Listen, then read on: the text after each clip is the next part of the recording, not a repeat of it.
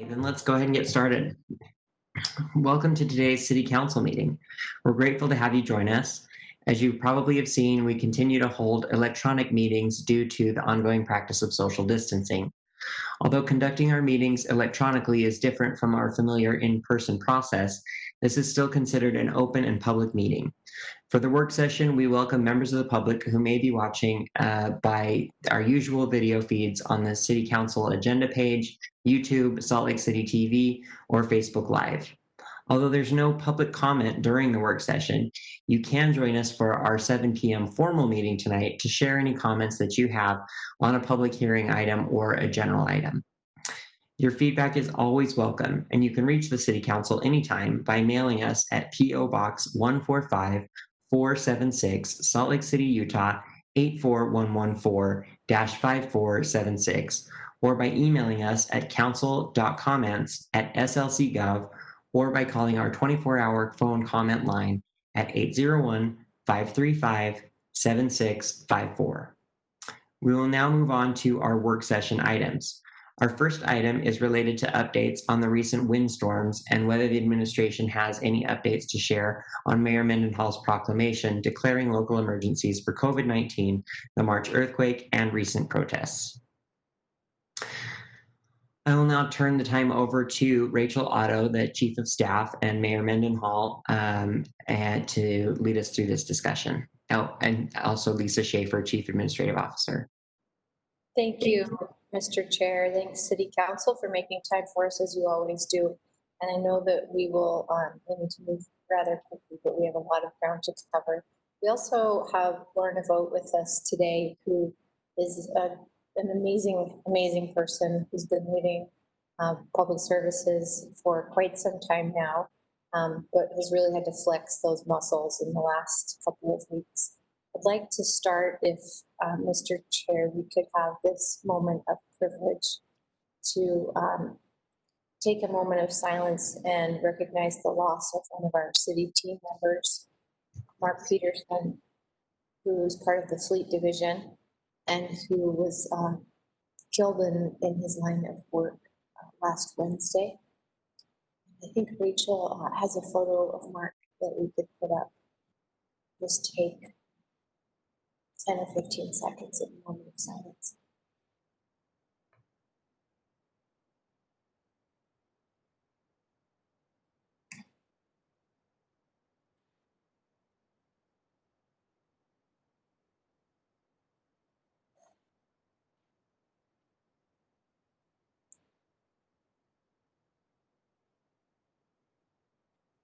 Thanks, Mr. Chair. The Fleet Division, as you know, is part of public services, as are many of the departments or the divisions that have been part of the cleanup efforts since our hurricane strength storm last Tuesday. And so this is a good segue opportunity for me to turn the time over to Lorna to maybe say a few words about Mark or the Fleet family, and then segue into the efforts around the cleanup. Yes, of course. Thank you. Hi, thank you very much, Mayor. Thank you, Council, for giving us some time today. The Fleet team is holding together as best it can. I want to thank everybody so sincerely for all the support that you've shown us, for the tools, for the nice notes, and for the care and love that you've shown the Fleet team. They are definitely struggling, but we have a wonderful new director who started a week early so she could help the team through this. And we've had just marvelous support from around the city. So I think everybody has a lot to be proud of all the departments who have come together to support our employees. And I just want to especially thank the mayor and her team for the wonderful care and love they've shown. I will try to be as concise as I can on the windstorm update. There's a lot of things that are still changing and evolving, and I want to leave some time if you have any questions. First of all, a thanks to the community. And again, every city department in the city has been participating, I think. I don't think there's anybody who's been left out of the fun that we've been having lately. But thanks to the residents, to the council, to everybody who's been trying to get messages out there, to the volunteers and others. The safety message that I want to put out is we still have dangerous trees in the right-of-way. And of course, we have dangerous situations in our parks and cemetery. So public safety's got to be our number one message going forward. We'd like to continue to do that and discourage residents from being out in the trees or under the trees so that we can keep everybody safe. We have some very good partners from around the county, also from outside the county, including Provo City and Price, who have been sending teams to help. We've got Utah National Guard today hauling loads in the Rose Park area. I've seen several of their trucks going by. UDOT is helping, and we have wonderful support from both the state and the county in our emergency management system. That help has been invaluable. We're continuing to do damage assessments around the street.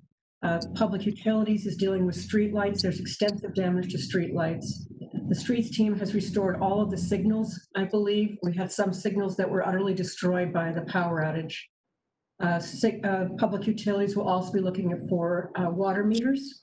Engineering is assessing sidewalk damage. There is extensive curb gutter and sidewalk infrastructure damage. They're doing an assessment of that and how to make immediate and temporary repairs in advance of the snow season and the water coming from the fall. And then we are also initiating a new effort today to identify ADA issues in the downtown and places that we can make an assessment and get immediate repairs out there as soon as we can. Our priorities remain removing street trees from homes. We still have homes that are impacted by street trees. If you've been in the Rose Park area, you know that has been a critical need.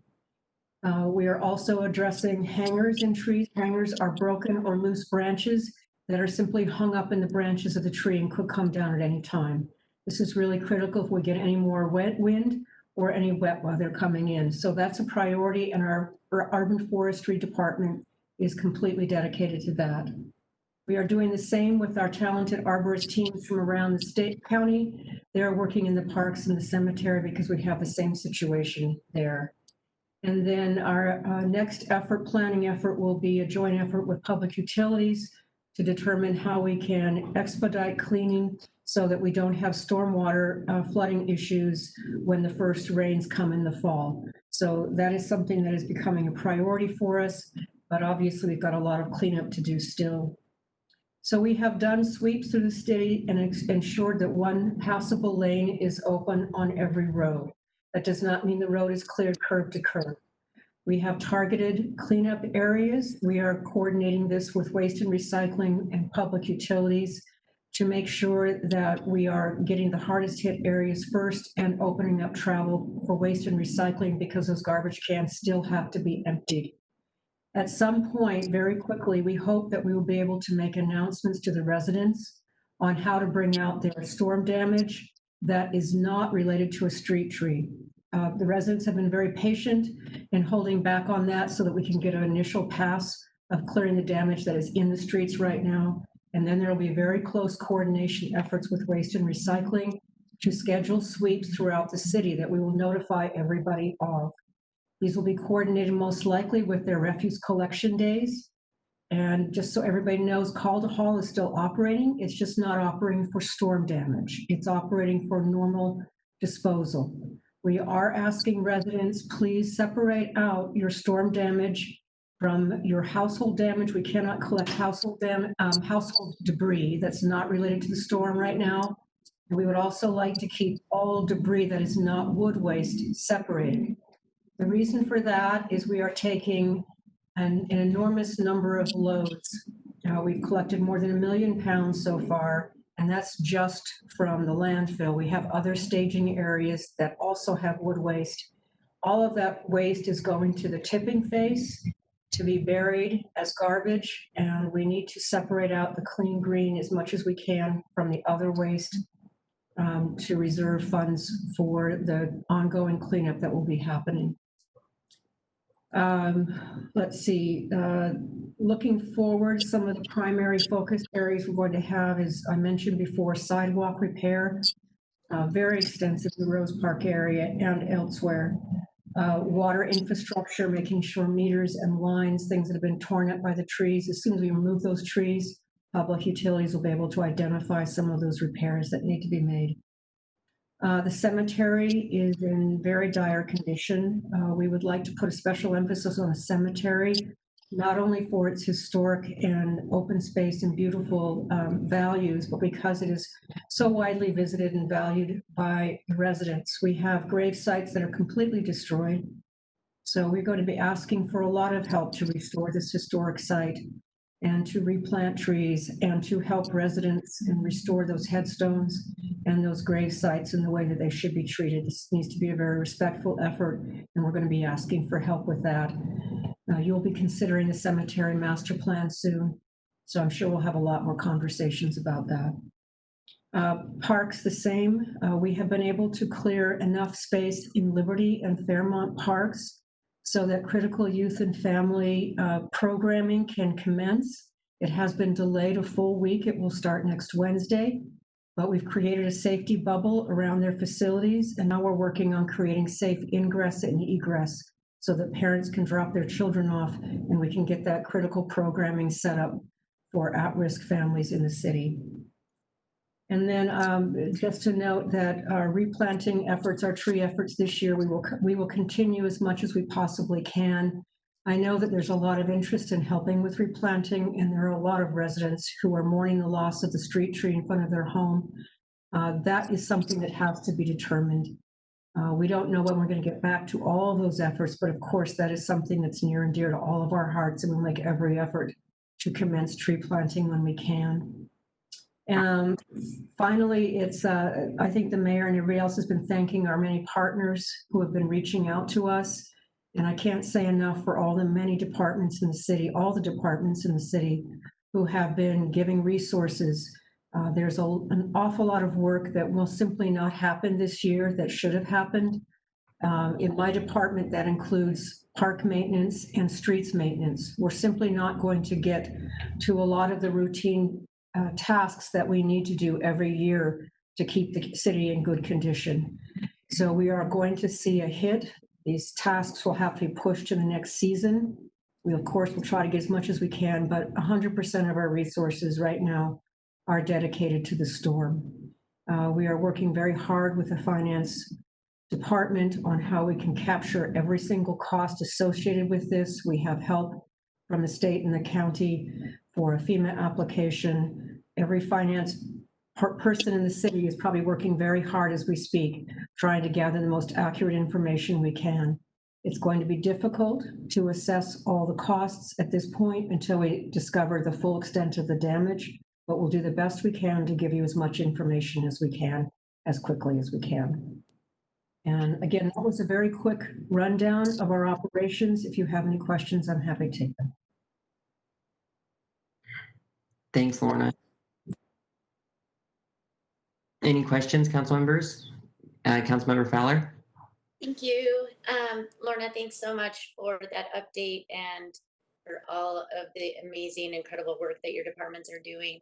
I was wondering if maybe we could get a little bullet point of some of the things you mentioned about where residents can call. The call to halt is working, but not for tree services, things like that, that we could maybe send an email blast to our residents so that we're helping field some of those questions as much as we can, so that your team isn't just on the phone trying to direct residents in different places, but maybe, you know, we oftentimes send out these email blasts to all of our newsletter resident people. Maybe that might be something we can coordinate our staff and your staff on, kind of getting a little bullet point together, if that would work. Yeah, I think that's a wonderful idea, Councilmember Fowler. And if you wouldn't mind also blasting out the safety message, I don't think we can emphasize that enough, but we'll certainly coordinate with Vicki and her team and Lindsay to get the most concise information to you. And I know the mayor does that a lot on her Instagram and Facebook stories, but just with some of the email, we probably reach other people that maybe those platforms aren't reaching. So as much as we can do to all help out. Yeah, thank you. Of course. Other questions? Councilmember Rogers. Mine's not really a question, but more of a comment. I just want to thank the mayor and all of the departments for their efforts in Rose Park. I know we were hit so hard, and I know that the community we banded together, but still the amount of work that has been done in the short week, that it's only been a week. I mean, to think of the amount of trees that have been hauled out, but that still have to be hauled out, I am just so appreciative. I know there's still a lot of people in hot spots in my neighborhood and in Darren's neighborhood, Councilmember Mono's neighborhood, that are still without power. But really, kudos to your staff and every department in their hard work. Thank you. And the National Guard is working in Rose Park today. Great, thank you. Other questions, council members? Okay, Rachel, back to you. Do you have anything further, or Mayor? Thank you, Mr. Chair. Just wanted to mention another effort that happened last week in case it's useful for council to just be able to know that we were able, thanks to UTA and thanks to Shelter the Homeless and others, to quickly stand up an emergency shelter for our unsheltered homeless neighbors. It was for last Tuesday night when we still had the storm going on. And that was a great effort by our staff there too. And I think Lauren did a great job of thanking all of our other partners. And again, a lot of work going into this from everyone in the city. I would spend a couple of minutes on a COVID update if the council is amenable to that. Okay. Yes, go ahead. Okay, so since we last met with you on September the 1st, we did move to the yellow risk phase or restriction phase based on the state guidelines. So we made that move on September 4th, and I think you all are well aware of this, but we made that switch after over 30 days of a stable or downward trending data. I know that you've all seen, as I have in the news, the potential that we are seeing data start to, some of the indicators start to trend back upwards. I had the opportunity to meet this morning with the Utah Department of Health to talk about those trends and to talk about some of those indicators that they're looking at. I have not gotten small area data for Salt Lake City yet this week, and I didn't get it last week either due to some technical difficulties on the part of the county. I'm expecting to get that and be able to pass that on to you, but right now I'll share with you that our ICU utilization rate in the county is still low. The testing is still right at the state average, and the percent positivity countywide is about 7.5% for the 7-day average. So not as high as what we were seeing in July. That said, we still have some trends that are not headed in the right direction. And so we're going to be keeping a careful eye on that with the county and with the state, and look forward to providing more information on that to you in the coming days. The other thing I was hoping to talk with you about today, well, really two related things. One is the CDC eviction moratorium that was implemented on September 1st. And another is some work that that we just received from the Gardner Policy Institute on rental and mortgage assistance and how we might best be able in a position to assist residents in the coming months. We just received that report earlier today from the Gardner Policy Institute, but just for the sake of time, I know you guys have a really packed agenda today. I'll reserve the eviction conversation and an update on the Gardner Policy Institute work for next week. We can delve into it a little bit more thoroughly, but wanted to put that on your radar, and we'll also make sure that council staff has the latest report from the Gardner Policy Institute to pass along to you. Any questions or any specific questions on COVID or that I could answer? And then I have a few updates on homelessness. Okay, great. Let's hear those now. Thank you, Mr. Chair. I want to give you an update on the community commitment program. Remember, our goal is a two-phase program that allows our public spaces to be clean and safe and accessible to all residents, while at the same time providing resources and follow-up to those individuals who are experiencing homelessness on our streets. We talked to you about the program, the plan during our last meeting. We have a presentation that I'm sure you don't have time for today, but we're happy to share it with you. And we've been meeting with community groups, business owners, et cetera, to share that information in the last couple of weeks. The first phase started yesterday, and that's that enhanced neighborhood cleanup and camp cleaning. And we have the target areas around Tawford Park, St. Mark's Cathedral area, the downtown core, North Temple in several segments, Ballpark neighborhood, Granary area, and other areas. And then the county has identified some additional areas for cleanup as well. And some of the services that are out there now include increased power washing. Of course, as you know, the full coverage of bio-waste remediation in private property. Of course, it's also on public property, which we've always done. Advantage Services can do 2 to 3 cleanups per day of bio-waste. We can disperse trash cans that can be picked up daily in different areas of the city. Those dedicated street cleaning teams are out there, and portable restrooms can be deployed, although we haven't decided on any specific locations at this point. Always want to be in that dialogue with the community. Phase 2 is, we're under those conversations and in that work right now. We would love to launch it as soon as possible. We're aiming for the next 2 weeks to kick that off. It will run concurrent with the phase 1 part. And I just want to reiterate that phase 1 is 12 weeks because that's the amount of funding that we have. At the end of the 12 weeks, we'll run out of funding to do that enhanced cleaning. And we want to keep in a dialogue with the council about whether or not we want to extend that. Phase 2, we don't see an end date. We want to keep going with phase 2. And that is, there's a timeline of outreach that's in the presentation that we can share with the council. We're happy to bring it up right now if you have the time. And the abatements resumed on September 10th with Salt Lake County Health Department. Unfortunately, our health department workers at the county and city employees who were there were again subjected to abusive and bullying behavior from interest groups who are actually misunderstanding the intentions and the consequences of the cleaning. We have a one-pager at slc.gov that explains what happens during a camp clean, and we will be doubling down on information that we provide to people in the area as well as the public about what these efforts are. And we can share that one-pager with you again right now if you'd like, but it may be in your packet already, and we're happy to get it out so you can share it with the public as well. Last, with regard to that effort, I want to thank HAND and council staff and others who have helped to make the flow chart that we talked about over the last couple of meetings that can help direct residents and business operators, anyone in the downtown who sees an issue, doesn't know whether it's the city or the county or to call the police. And we hope that that flow chart will help. We can also put that up on the screen if you're interested, but I believe it's in your packet. Last is the winter shelter conversation.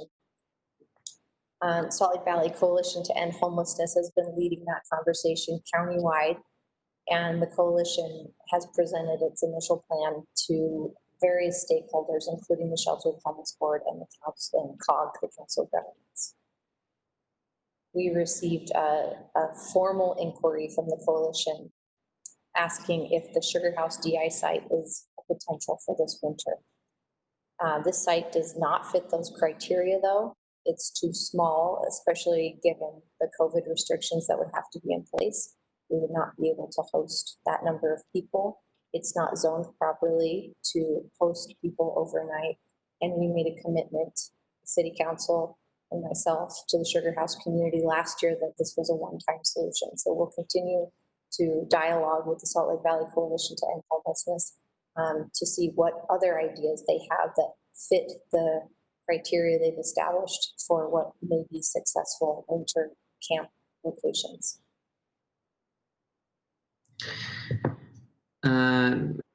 So Mayor, you said that there were a couple things that you said. Well, first of all, are there any questions from council members?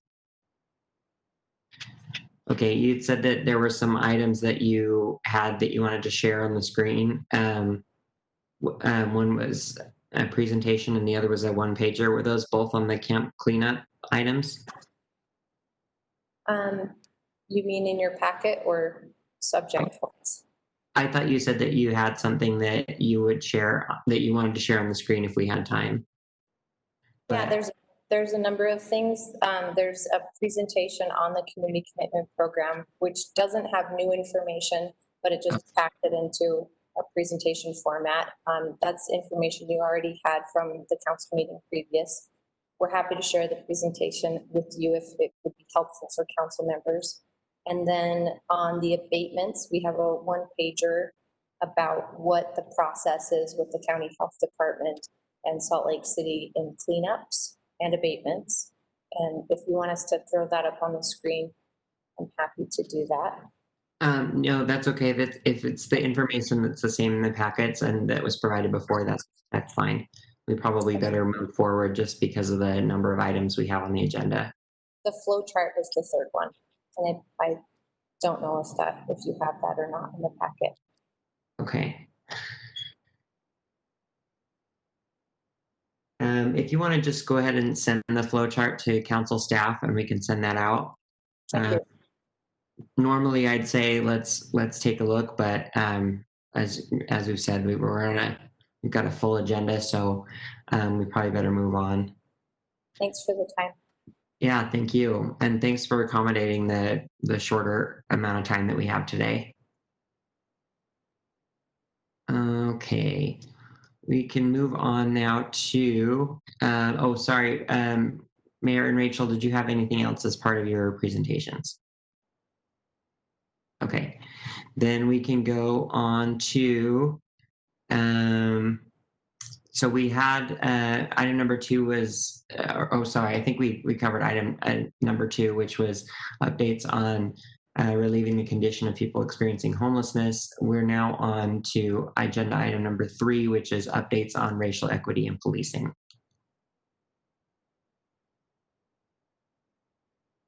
Hi, council members.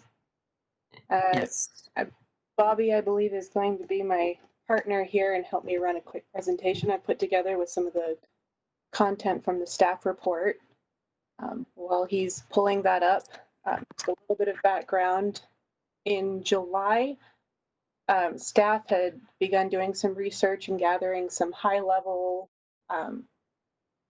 policies and practices that other cities are doing or exploring relating to racial equity and policing. And when the council got a briefing of that overview, one of the things that the council requested more information on was programs like the CAHOOTS program in Eugene, Oregon. So the mental crisis response programs.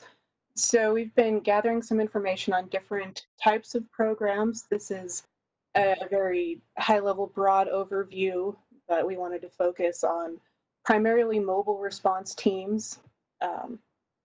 And we've just gathered kind of a survey of different types of programs I'd like to share with you today. Bobby, if you want to go to the next one. So CAHOOTS is based in Eugene, Oregon, and this is a nonprofit that works in partnership. They're 31 years old. It's an established program that works in tandem with the police department and dispatch. The budget is $2.1 million per year. That's not all from the city of Eugene. That's also from donors and county.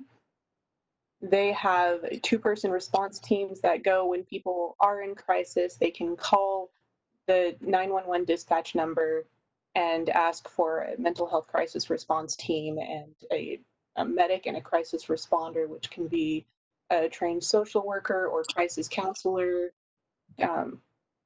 will go out. And the majority of their calls are welfare checks. They also do transport to medical services or even other types of transport calls. They can take people into, if they've got like a bed waiting for them at a treatment center. There's some difference between CAHOOTS numbers that they report and Eugene Police Departments. That's primarily a matter of like nomenclature. The police department will say that there's not as many diverted to CAHOOTS because CAHOOTS actually covers a broader scope than what would traditionally have been responded to by the police department. So that's one of the oldest and most established programs. Bobby, if you want to go to the next one, please. Houston has a crisis call diversion. So this doesn't have physical responders, but they've had a lot of success in budget savings and in actually being able to help people by just having trained mental health counselors as part of their 911 response system. So when people are calling and they're in crisis, being able to pass them to somebody who's trained to talk through someone in crisis has had a lot of success. It's a $460,000 a year budget, and they've reported positive results. You can see the call volume for Houston is about 7,000 calls, as opposed to like the 20,000 calls that Cahoots reported responding to. Next.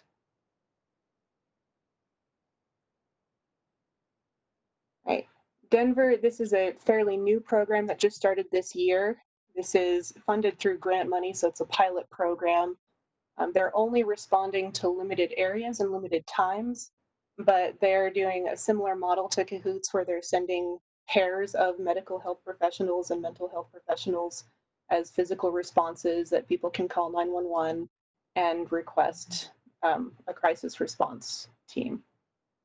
There's not data yet available, but staff is paying attention and will continue gathering information as they start reporting, especially at the end of the 6 months when we expect to have more information on the program and whether Denver chooses to continue funding it.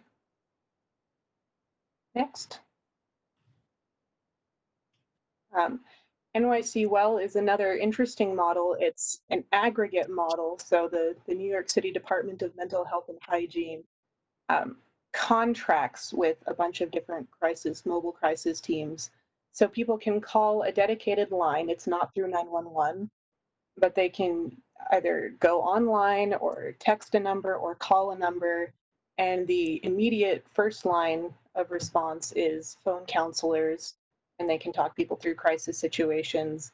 And if a physical response is needed, then the city and state of New York contract with different crisis teams. So the NYC Well program can refer. And that's, in some cases, it sounds like the on-site response can take up to 2 days. So it's definitely not an immediate urgent response, but it sounds like from brief preliminary conversations with the people at their program, people can generally say, okay, yeah, if I can see someone in 2 days, I can make it that long. They've got a lot of data on their website, which is linked in the staff report. Next. A couple of others that aren't as relevant or they're too new to have much data. Georgia Crisis and Access Line, that's a state-provided service. The state of Utah actually does have something similar. What I found worth noting in the Georgia Crisis and Access Line is there's a defined scale of when the state recommends that a mental health responder and a paramedic should respond to calls versus when a police should respond to calls. And there's even a chain of command on who should take the lead depending on the severity and urgency of the situation. So they even have situations where it's emergent, there may be threats of violence or weapons, but they would still send like a social worker out. And, you know, depending again on the severity of the situation, the social worker, there's a clear line of command on who would take the lead in the response. Albuquerque, New Mexico, this year established a new cabinet level division called the Community Safety Department. We're still waiting on more details on that, but our understanding is they're getting a lot of feedback from the community on how to build it. It's supposed to be a mental health crisis response program that's entirely civilian led. So I would imagine it would look something like these programs, but we're watching and we'll continue reporting and sharing information with the council if we hear more. Next slide. So just included in the packets, and I just added this to this slideshow, the Center for Policing Equity put together a roadmap for exploring new models of funding public safety, which is kind of the genesis of some of this conversation. So one note in the staff report is the city is currently working on the scope for an RFP for a police budget audit, and that might dovetail with step 2 in this roadmap here. It says, conduct a rigorous analysis of public safety service demand. So if the council is interested, staff could add some bullet points to the scope of that audit to kind of frame more of this discussion for future reference.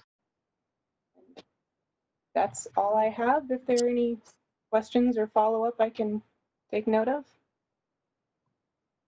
Councilmember Valdemoros. Hey, Kira, thank you so much. This is so interesting and cool information. I can see that, like, can see that we can potentially use some of these models. A question on, in New York, I think they answered about 180,000 calls, I think. All right. What about, do we have any information on how many people they actually go see, like, on the streets, from them or from the other programs? I've reached out and haven't gotten a response yet, but I will. I've established communication with a few of these programs. So as we have those lines of communication open and I get more answers, I'll keep sharing that information with the council. That would be great, just to have some, some numbers and see if and also the sizes of the cities or the towns, and see how we could compare to us here. So thank you. Other questions, council members? Councilmember Fowler? Thanks, Kira. It's awesome work. Yeah, thank you. I really enjoyed the memo actually, and it helps me know that there are other programs out there that we can build off of that are more developed than I had initially thought. So I'm really excited by this. Any other comments or Thank you. questions? Yeah, any other comments or questions? Okay, thank you, Kira. Let's go ahead and move on to agenda item number 4, which is demolition of dangerous or boarded buildings follow-up briefing. Or actually, we're a little bit ahead on our agenda. Do we want to take one out of order so that and keep this one at the time certain? Nick? Mr. Chair, I think if everyone's here, we might be okay to start. Okay. Maybe I'll look to Nick to confirm that everyone's here. Okay. Yeah, it looks like we have Orion. Okay, He's great. everybody. So I think if you're ready to start, we can go ahead and do that. Okay, let's do it. We've got Orion Goff from our buildings office, and Nick Tarvett from the council, and then some other people from building services if we have additional questions. Okay. All right, thanks, Mr. Chair. I will, just to let you know how we'll lay out this briefing, excuse me, I'll give a quick historical reminder of how we got to where we're at. After that, Orion or someone from his staff will give a summary of the proposed changes. And then after that, we'll be ready for council questions. There is some heightened increase or some heightened public interest in this item. We received some emails yesterday from the Ballpark Community Council. We know Downtown Alliance, downtown business owners are interested in this as well. So there are a lot of questions, a lot of interest in this topic right now. So hopefully we'll be able to give a good briefing and get some of what's going on. So this is a briefing on proposed changes to the city's demolition and boarded buildings ordinance. The proposed changes are intended to streamline the process for demolitions on commercial and residential properties, remove the requirements for replacement use, landscape, and bond, and provide clarity for the enforcement process of boarded buildings. This came about in 2012. The council adopted an ordinance that significantly changed the demolition ordinance. It was done in part due to some large properties being demolished and then left vacant for a long time. And at that time, the council was concerned about the impact of vacant lots on the community. So those changes were done to ensure that demolitions would not occur without a reuse plan. In the subsequent years, council office heard feedback from community members, from developers, that the new demolition ordinance had unintentionally created blight and created nuisance issues in city neighborhoods that it was difficult to navigate and administer.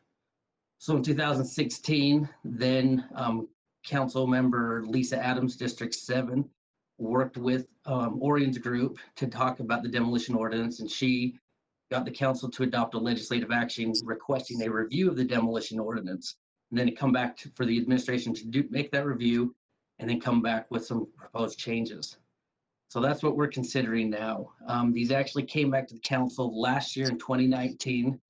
We had a briefing, there were some follow-up questions, and then just due to the course of a busy agenda, the council was not able to bring it back on the agenda up until this point. So that's kind of how we got to where we're at. Now Orion can give an overview of what's being proposed. Thanks, Nick, and thanks, Council Chair, and greetings to all the council members. Thanks for your time today. I know that this is a really important issue to us, but we're very grateful that you're willing to take the time in these unsettled times to listen to this. What Nick said is exactly right. We've been working on this for quite a while. Lisa Adams was our champion. We met with her several times to take input. And based upon the conversations that we had with her and other departments and divisions, we proposed this new ordinance that you have in front of you now. It's 3 sections. It's 2.2.1, which is in adjustment to the language in our HAB, powers and authority. And it's 1848, which is specific to repair, vacation, and boarding of dangerous buildings. And it provides us with much better definitions of what constitutes a dangerous building, uses a national standard for that. And then it's 1864, which is the big hitter, the actual demolition ordinance itself. And one of the things that I thought might be helpful is if we go to the strike and bold copy, you can follow me on the lines if you'd like to. Starting with 2.2030, we just made a very small adjustment to that clarifies HAB's responsibilities. That's on line 27. And some of the HAB powers are going to stay exactly the same. Housing Advisory and Appeals Board is HAB. And then if you'll see on line 44, we just changed that a little bit to reference deciding appeals to 1848. So when citizens or property owners are not happy with us, the decisions we made, then the HAB board, who are already hearing appeals on demolitions, will have the ability to do that, to make that decision. And then if you go to line 427, you'll see that is 1848. We're really happy to have a better, more clear description of what constitutes a boarded building. As far as the housing stock that we have in Salt Lake City, so I'm on line 402, and the purpose and scope is on line 425. It's the purpose of the Dangerous Building Code to provide equitable and practical methods to require the repair, vacation, or temporary boarding of buildings or structures that endanger the life, limb, health, morals, property, safety, or welfare of the general public or the occupants. And so the provisions of this Dangerous Building Code that we're going to hopefully have a more orderly process for boarding. In relationship to the total building stock in Salt Lake City, we don't really have that many boarded buildings, but where we do have boarded buildings, they're super impactful on neighborhoods, and they're also super impactful on our agencies that are first responders, like the police department and the fire department, because they become a dangerous nuisance. And then in 1864, which is the demolition permit, I'm on line number 1461. We made some adjustments here. I think we're fortunate to have had about 8 years of experience now dealing with the requirements that we had from the ordinance that was passed in 2012. So if you go to line 1461, it gives you an idea about what we're trying to accomplish here in those intent statements. And, you know, our number one line item in the previous ordinance talked about, it was more skewed towards keeping those buildings at all cost so that we didn't have a broken tooth in the neighborhood, so to speak.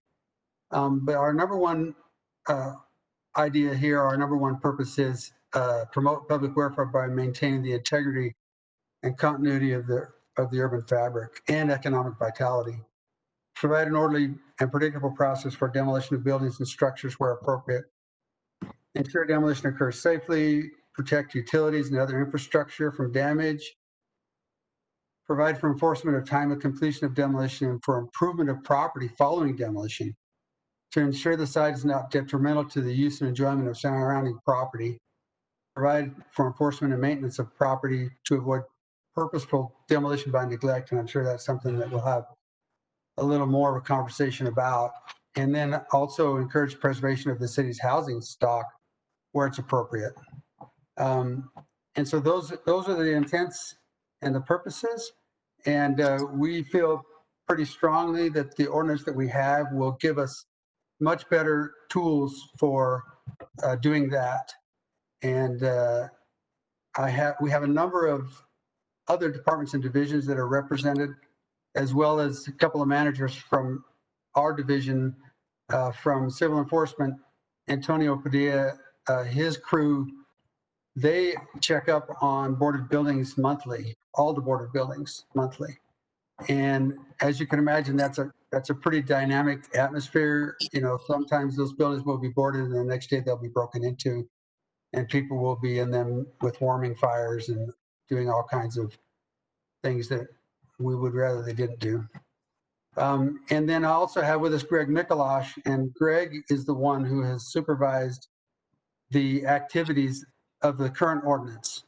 So it's been his responsibility all along to be sure that we are adhering as closely as possible to the ordinance that's currently in effect. The two issues that Lisa had identified and that we've been tracking pretty carefully is the issue of requiring landscaping after there's a demolition, which was not required previous to 2012, and also requiring a permit for replacement use be applied for and paid for on commercial construction and on residential construction, that a permit be actually issued before they can have the demolition permit. Those were the two big items that were impactful on us.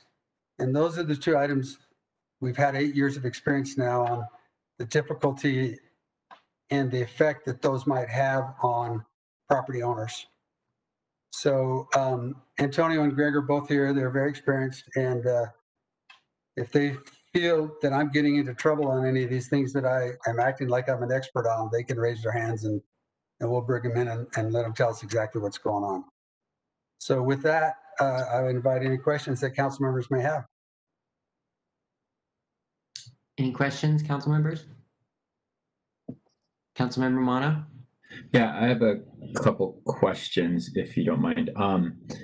First of all, thank you. This is something that my community's been asking for a really long time, and we've seen a lot of boarded buildings in District 5 that have caused become crime magnets and things like that. So appreciate the work you've done on this. One question is with the boarded building fees. I saw that in there's an annual fee for boarded buildings, but can you explain a little bit how that fee is arrived at? And I assume that is in the consolidated fee schedule, not within this ordinance itself. It is, yeah. Let's have Antonio tell us exactly how that works. Antonio, are you there? Yes, I'm here. Yeah, so on the boarded building or the boarding permit fee, if a property owner decides they want to maintain a building boarded, they are required to pay a first initial fee of $836. And that's just kind of to encourage them to fix the building. Because sometimes all we have is just 1 or 2 broken windows. And the $836 might be enough to motivate them to fix those broken windows. And basically what we tell them is, if you make this building look as if it's occupied, then there's not going to be an issue. You're not going to have break-ins. You're not going to attract that nuisance, and you don't have to pay those boarding permit fees. And if they do maintain that building boarded for over a year, the second year it jumps up to $1,433. So that's even more of an encouragement to fix their property and to make it look decent and mitigate blight. And so a couple of follow-up questions. Is that the same for like a small single family residence and an office building, for instance? It is. Yeah, there's no distinction in with that fee. So we charge the one fee per parcel. Okay, and then does that, I mean, I know that fees need to be cost justified. Do we include the cost of like police and fire response to boarded and abandoned buildings in calculating those fees? Because I know there's a few that kind of frequent police response, and that costs a lot to the city. Is that included in the fees? Are we recouping those costs?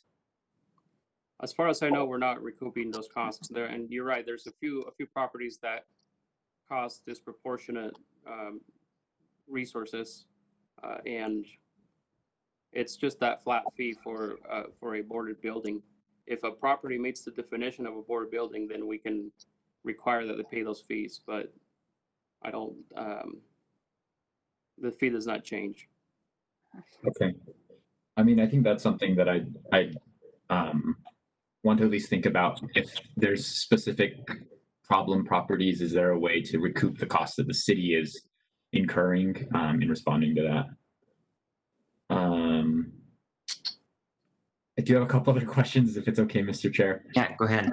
On the housing, there's a section that I read that if it's housing, there's a mitigation process. Is that the same as any other housing loss mitigation, or is there something different about a demolition?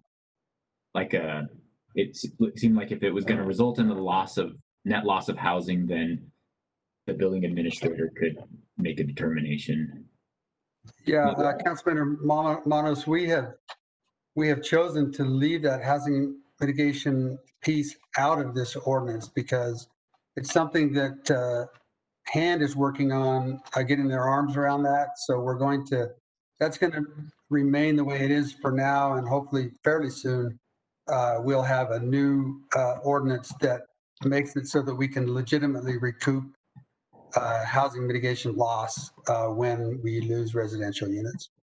And so currently, if there's a property owner that wanted to demolish a building that was an abandoned house, is there a special section in this code that would make that impossible or more difficult than a commercial building? No, it doesn't change with this ordinance. It'll be changed in an ordinance that comes to you in the future. Okay, the question is, I think even with the passage of this ordinance, is it more difficult to demolish a house? And is there additional steps that need to be taken as opposed to a commercial building? Yeah, I think you could categorize it as that. It has to go through the HAB process if there's a loss of housing. And so that slows people down, and any person that has done developing, that's always their big nemesis, is being slowed down or having to go through another process. Okay.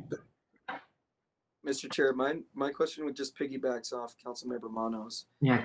And that is, why wouldn't we want this ordinance tied to, the future mitigation loss, housing mitigation loss? It will be tied to it, Councilmember. We just couldn't get our arms around that subject in time to make it part of this ordinance. So there will be some sort of verbiage in the actual ordinance to refer it to the housing mitigation. Yes. Coming our way. Yes. There already is in 1897. There's already a reference to it. And that would just be changed when HAND finishes their study and makes a recommendation on what that fee should be. Thank you for the clarification. Okay, thanks. My last question has to do with there's a section that talks about nuisance structures. And so I wondered if you could explain that a little bit, and specifically where there's structures that are that could be deemed a nuisance by the ordinance, which seems pretty clear in what it defines as that. But when the property owner themselves is not interested in demolishing it, what what can the city do in that case? Yeah, actually, this new ordinance, Councilmember, makes it easier for us to declare a nuisance. What we've done here is we've pretty much completely replaced our old 1848 section with a national code, the Uniform Code for the Abatement of Dangerous Buildings.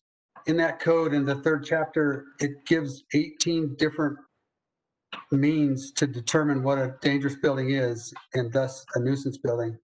And so I think that our tools are enhanced by this. We have a little better definition of nuisance. And so I think it'd be easier for us to declare a building dangerous and a nuisance based upon the new code and the way it's written, adopting the actual standards rather than just referencing the standard.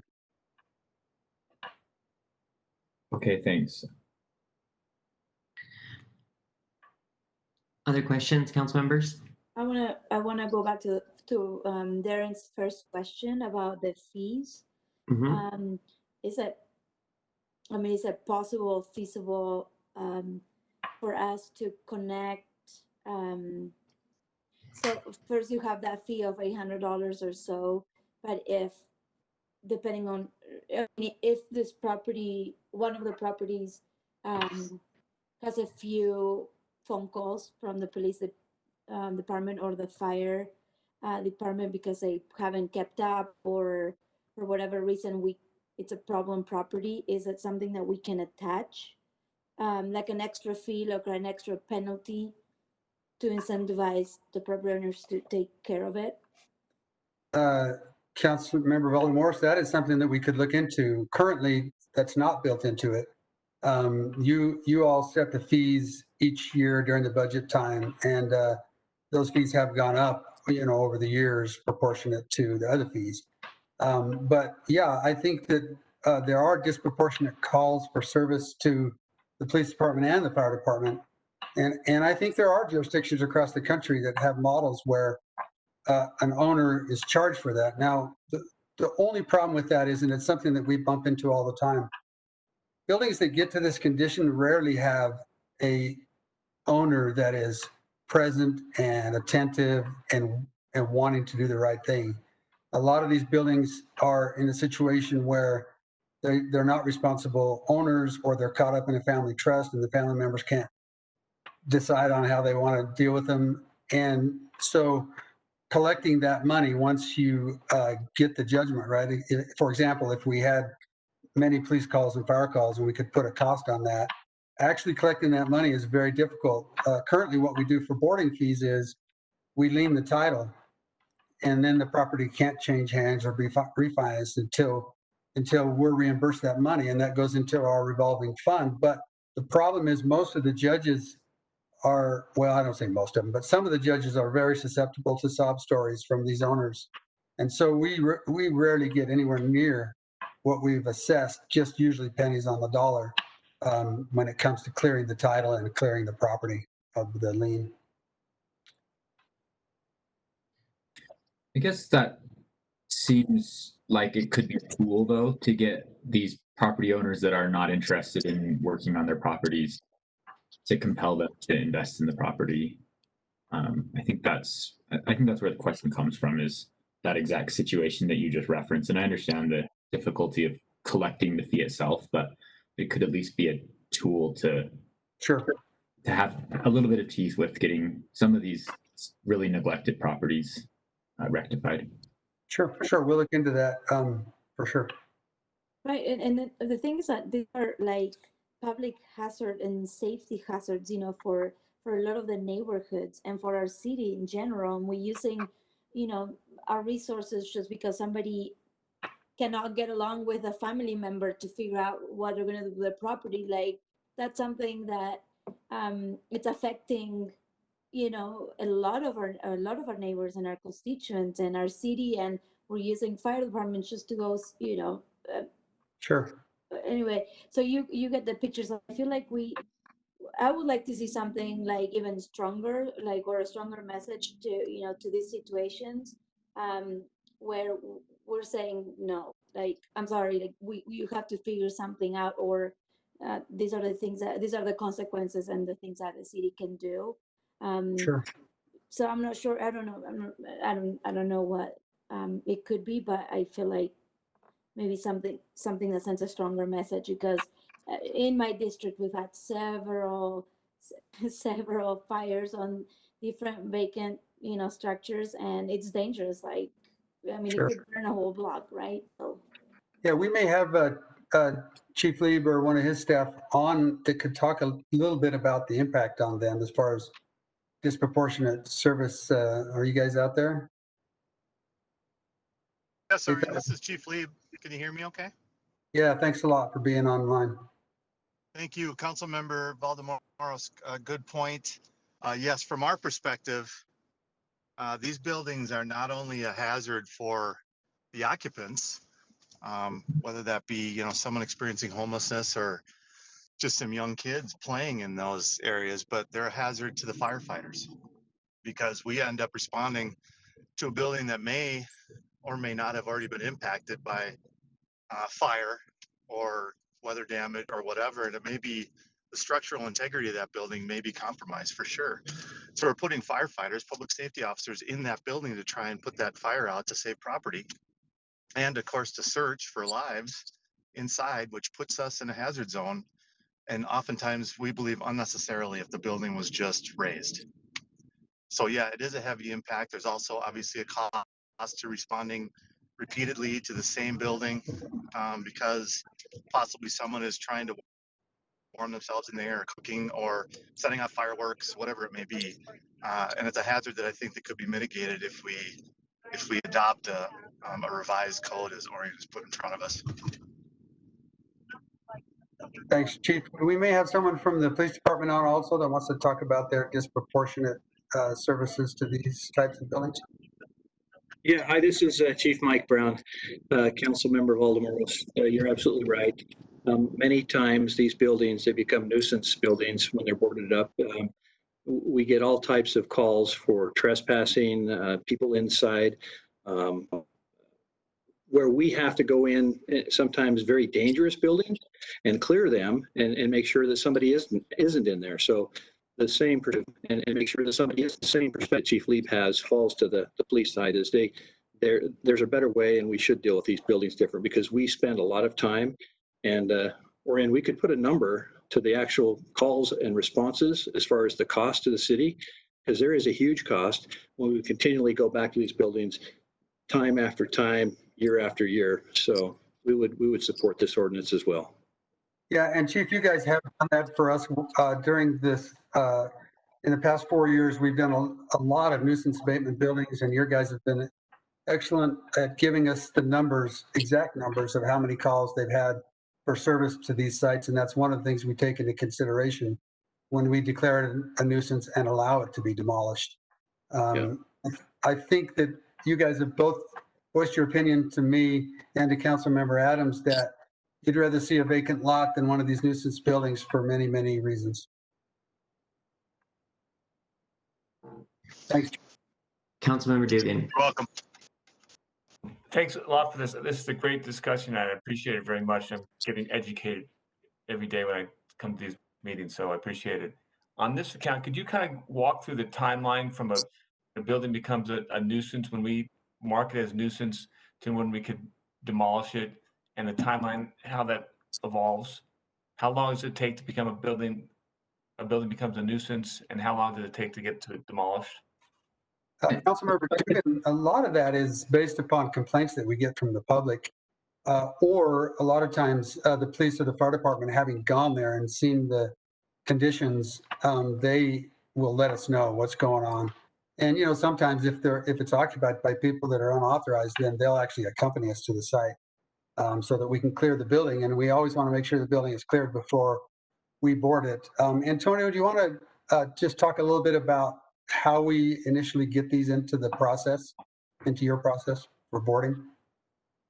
Yeah, absolutely. So if we have complaints of an unsecured building, we'll conduct a site visit and issue a notice and order immediately, requesting that the property owner secure the property from unauthorized entry. And if they don't do that within 10 days, we have a company on contract that will go out there on that 11th day or 12th day and get that property secured. And so those are fees that we incur in, not related to the permit fees, to the annual fees. These are separate. These are costs that we pay upfront to our contractor, and then we recoup those costs by asking the property owner to pay them. Now, if they don't pay, we have a very smooth process to just lien the title. So we pretty much, we always recoup those costs. But that's how that process works. And if I can add that, I think this ordinance change is definitely a step in the right direction. A lot of the property owners that we deal with, they're frustrated because they want to demolish the property. They don't want to see the property become a nuisance just as much as we don't. But there's that roadblock that they right now under the current ordinance, they have to have a reuse. If they don't rack up those police calls and those fire calls, then we can't declare it a nuisance. So they're kind of stuck. They want to fix the issue, and they usually turn around and blame it on us. You as the city are allowing transients to break into private property, and so it's a difficult situation for them. And I believe that maybe about half of the buildings we monitor, or the property owners that have buildings that we monitor, I think they would be interested in pursuing a demolition and getting rid of these nuisance properties. So this would be a quicker way to get rid of nuisance properties, and probably in a safer and a less expensive manner overall, expense-wise. And I think one of the main reasons for that is just the fact that they leave it boarded for 2 years puts it into the category of nuisance, based upon this new ordinance, where it didn't do that before. So if the 2-year mark is, it's automatically a nuisance if it's been boarded up for that long. That's right. Yep, that's one of the criteria that we wrote in there for specifically for the reason that Antonio said. And Antonio brings a real good perspective to this because he's been doing this for quite a few years and now he supervises that group. But they're in touch with those owners constantly, and at least half of those owners right now, I believe half of the 84 buildings that we have out there right now would pursue a demolition permit if this ordinance changes. So you would eliminate almost immediately 40 buildings that are causing disproportionate calls for service to the police and fire department and are causing an eyesore in these neighborhoods.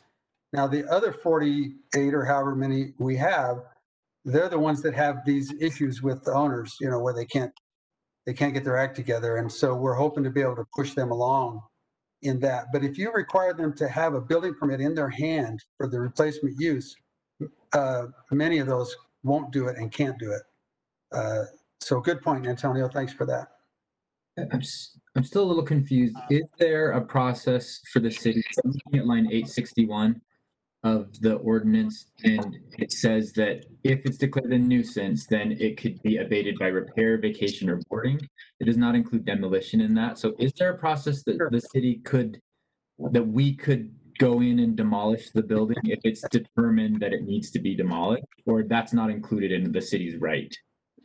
No, I think if you take it to its logical conclusion, the language in the ordinance allows us to do that. But practically speaking, we've never done that unless it was an immediate hazard or unless we have declared a disaster just because of the invasiveness of going onto private property and demolishing a building. Across the country, that hasn't worked well for people. Most jurisdictions have got in big trouble doing that. And so what they've done instead is create housing authorities or redevelopment agencies that buy the property and either repair it and put it back into service as a residential unit or tear it down and build a new house, sometimes for first-time homeowners. And that, but that's a big project as well. So, and it takes a lot of money to do that. Thank you. The reason I ask is there's a specific property, which I think everyone's aware of, that where the property owner has, I think, agreed that they would be okay with it being demolished, but they're not willing to pay for that. So I'm wondering if there's a process that the city could go in, demolish that, it would stop being a spot where the police have to do all the time, and then the costs of that demolition could then be recouped at the time at which it was sold. I don't know if that's a possibility, but Well, we could lien the title to recoup that cost. yeah, that's my thought. We can do that. We have the tools to do that now, but we really, most people are not going to agree to that because they want to have the ability to do what they want with the title. And if the title is clouded, you would have some kind of a technical connection on if the money would be in escrow to cover that, or how would they do that. It's a creative idea. We would support it, but the ordinance isn't specific to that at this point. Does it exclude it though specifically? No. Okay. No. Thanks. I had a question about the landscaping requirement. So it seemed like we were eliminating the landscape requirement, but then doesn't it say that, are we just saying that it doesn't have to be a professional landscaper? Or no, we're eliminating that. Yeah, Councilmember Wharton, we are eliminating that requirement. And I'll tell you, I'll give you just my quick and dirty assessment of that. The people who have allowed these buildings to lapse into the condition that they're in are very unlikely to maintain landscaping, even if we force them to install it.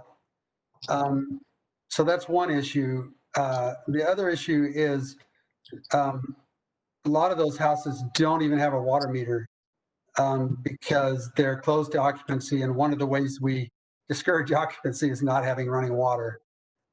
So that's a big issue. I think we might have someone on from Public Utilities to talk a little bit about that water meter situation. Jason or Laura, are you out there? Yeah, hi, good afternoon. This is Jason Draper. Yeah, we do allow for an irrigation meter. The hard part is if there's nobody paying that meter or if nobody's on site, it's hard to maintain that as a meter. But we do allow a meter to remain if it's on site, or we could allow an irrigation meter to be installed. We could probably look at reduced fees because it's irrigation only for that, but that is an option that we could leave open for these. Okay, yeah. Currently, there's a good number of them that don't have meters because of lack of payment, or maybe they're just locked. I'm not sure exactly.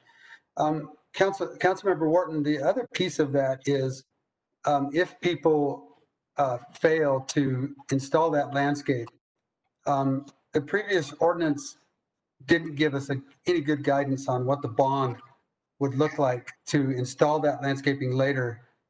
In fact, the language that's in there now is in 1864-030. It says that bond only has to be approved by the city attorney. And then this is the line that usually gets us into trouble, may include any commercially reasonable method to bond. And so when the ordinance went into effect in 2012, we did have a couple that we took bonds from, and then they never landscaped, and their deals fell apart. And as you know, a lot of developers put deals together, and sometimes a lot of times those deals fall apart. And usually the ones that proceed are partnerships that include a bunch of different groups. Anyway, long story short, we had no success in capturing the kind of bonds that we were collecting. And I think the only way that you could make that work is if it was a cash bond, and that we were the stated beneficiary. Then I'm trying not to be too negative here, but the other piece of that is even if we could capture the bond, if it was a cash bond, it puts us, the city, in the position of being a landscape contractor or hiring a landscape contractor.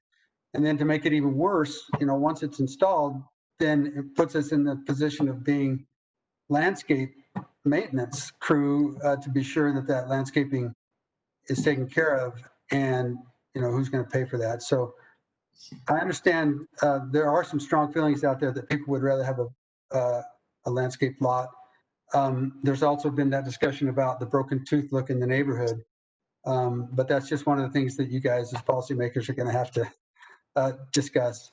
One of the things that I can say is if we don't require landscaping, we already have a very orderly and smooth weed abatement process. So especially if weeds get to the point where they're a fire hazard, we have a crew on standby that can, within 12 hours, go out and cut the weeds on a lot, and then we can lien the title to recoup that money.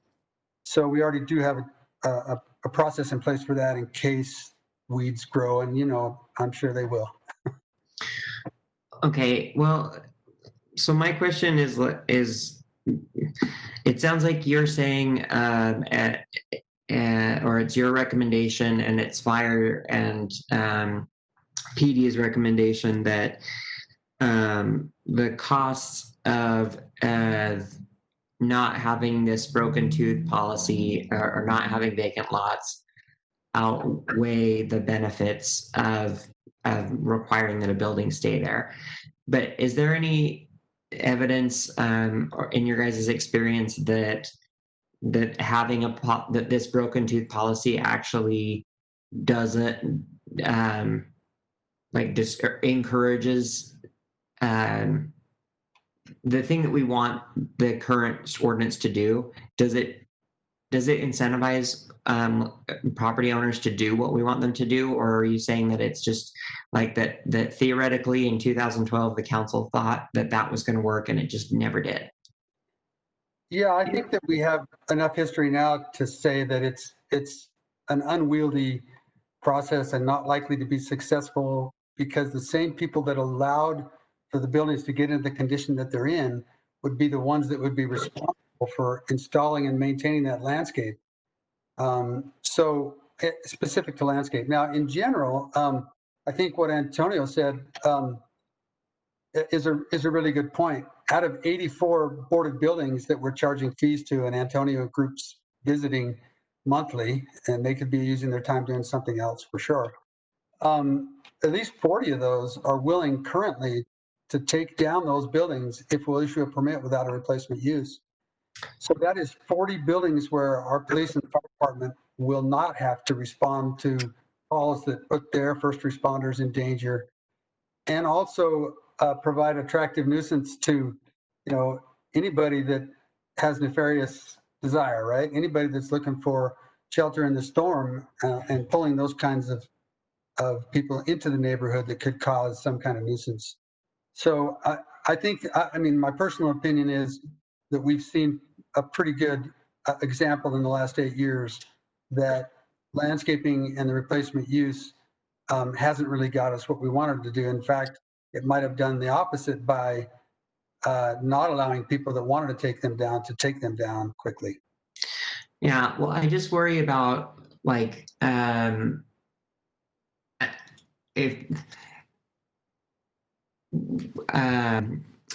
I know that we're limited by sort of what the state law is, but it seems like both of these are inadequate, and they I don't want vacant lots or boarded up buildings. Like, why is the answer to look at strengthening like eminent domain, or is the answer to try to find something that's in between what our law is now and what this would propose? Because this seems like it's kind of swinging the other way. And are we going to be back in a couple, in however many years, because a new council feels that it was better under 2012? Sure, it's possible. Yeah, and that's why that debate went on for 4 years previously, council member. It really did go on for 4 years, and even outside counsel was hired to help us get that ordinance completed. Many jurisdictions that are struggling with this, for example, in the city of Detroit, they've done demolition to 12,000 buildings in the last 5 years, and they did that through a housing authority or something similar, where the city actually came up with funds to buy those buildings and then have the lots available for first-time home buyers or even for affordable housing, and wherever that was appropriate. So I think it's a broader question that you're asking. I'm more of a little bit of a tunnel vision in the last 8 years of our experience, and you're asking the broader philosophical question. Because I can see an empty lot also, attracting these things that we're saying that we don't want, like camping. Why wouldn't people go camp in a vacant lot, or why wouldn't, or maybe people are like doing illegal dumping there, or something like that. Like, I just don't know that this is that it's gonna necessarily. I can see why it would be safer to go into a field than it would be to go into like a rickety burning building. I get that, but maybe there are the same unintended consequences on the other side. There's something I can't think of that's really bad that happens in a field, or something like that. Is there anything about that you would caution? Maybe the police and fire department, as they respond to those calls, they could give their opinion on that. Chief or Chief?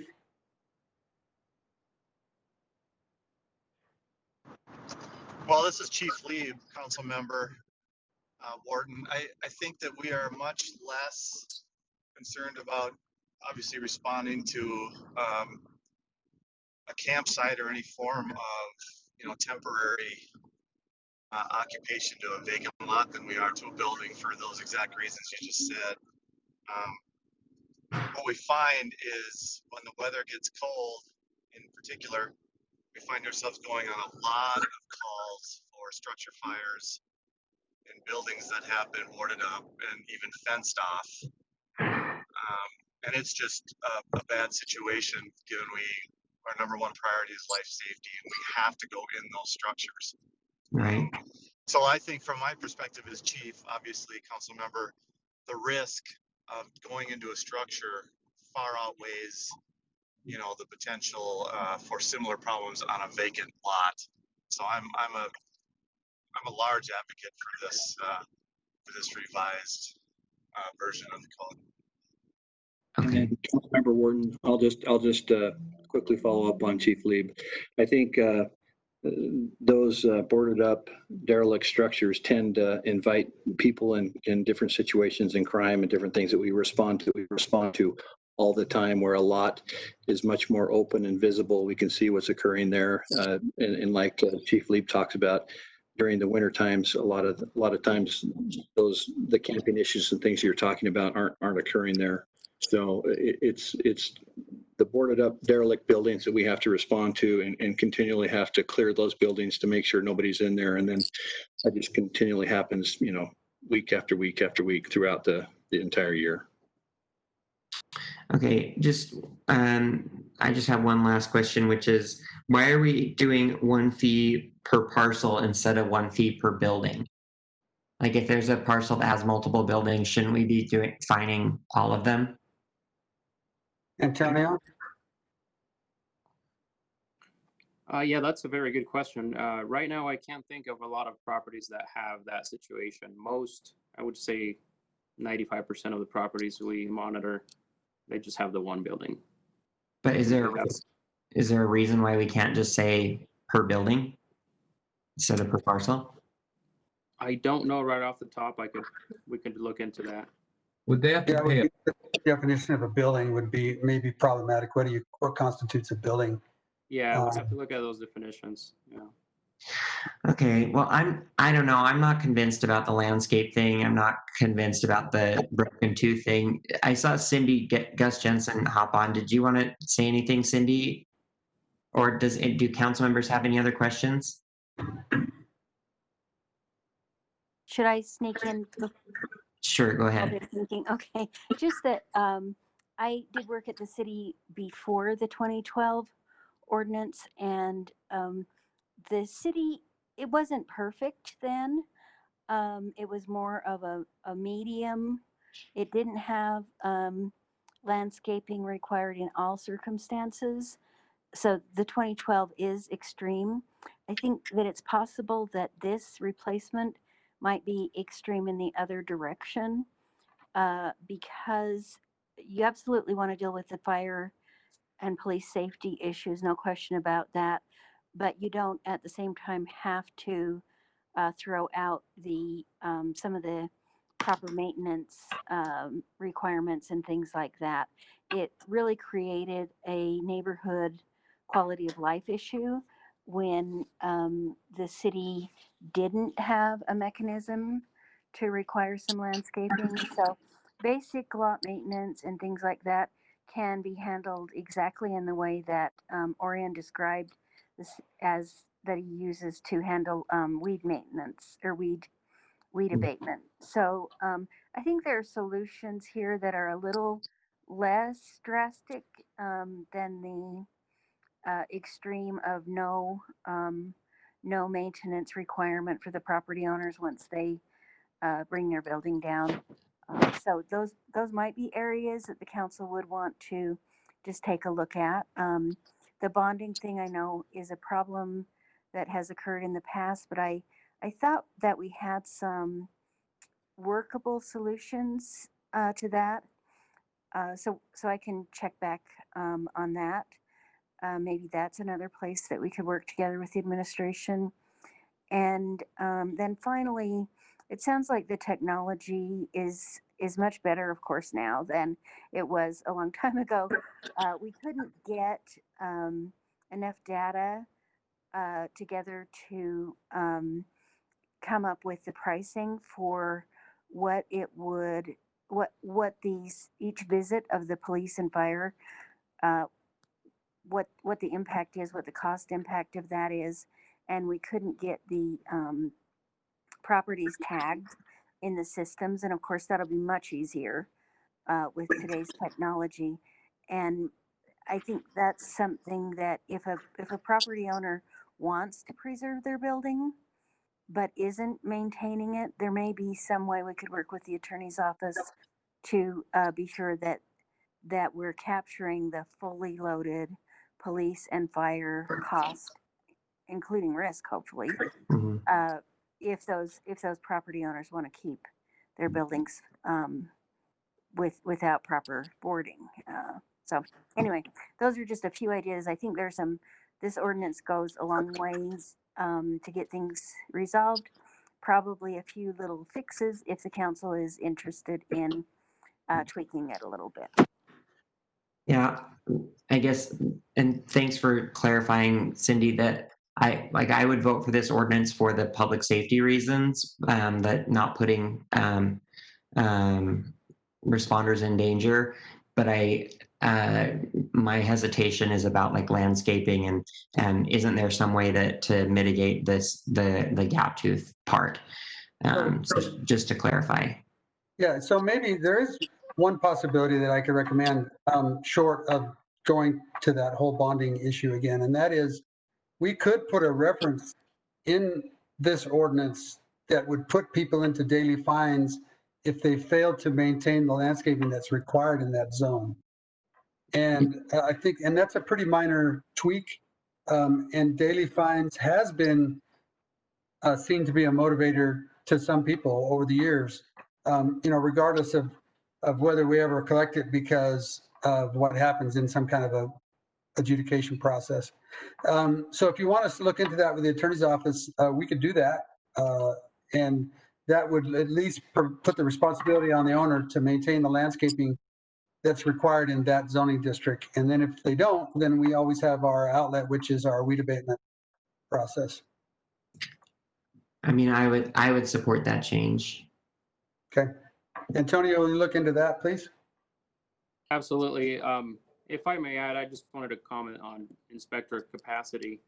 I just wanted to point out that the inspectors we use for monitoring these boarded buildings are they're multi-discipline inspectors. Their primary duty is to inspect existing housing, so multi-dwelling rentals, and we're supposed to inspect those every 4 years, and we're quite behind on those. So this ordinance would actually free up resources in my team so that we could focus on doing some of that other very important stuff.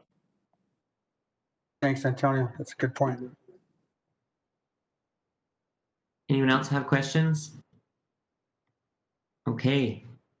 Thank you so much, Orion and Antonio. We appreciate input, and we'll go ahead and move on to our next agenda item. Item number 5. Well, formerly item number 5, but we've just, which was the early notification text amendment. We're going to bump that item in the interest of time. That puts us at tentative break. And following that, the rezone and master plan amendments at 833 South, 800 East, or the Telegraph Exchange Loft. So we are luckily a little bit ahead of schedule, which is good because we have a tentative closed session. But I do think that if we have that closed session, it's going to be very, we only have an hour allocated for it if we still want a dinner break. So I would just encourage that we just take the 15-minute break. If everybody can come back at 10:02, then we can keep the momentum going. Okay.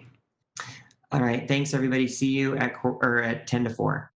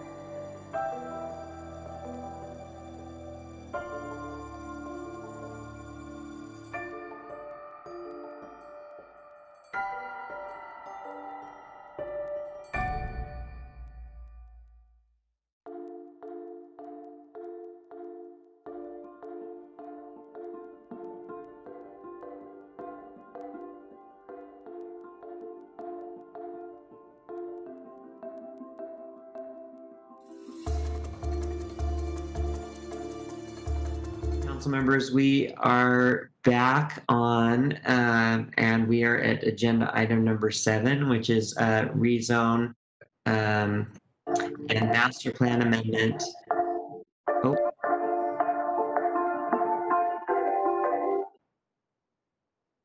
Hello.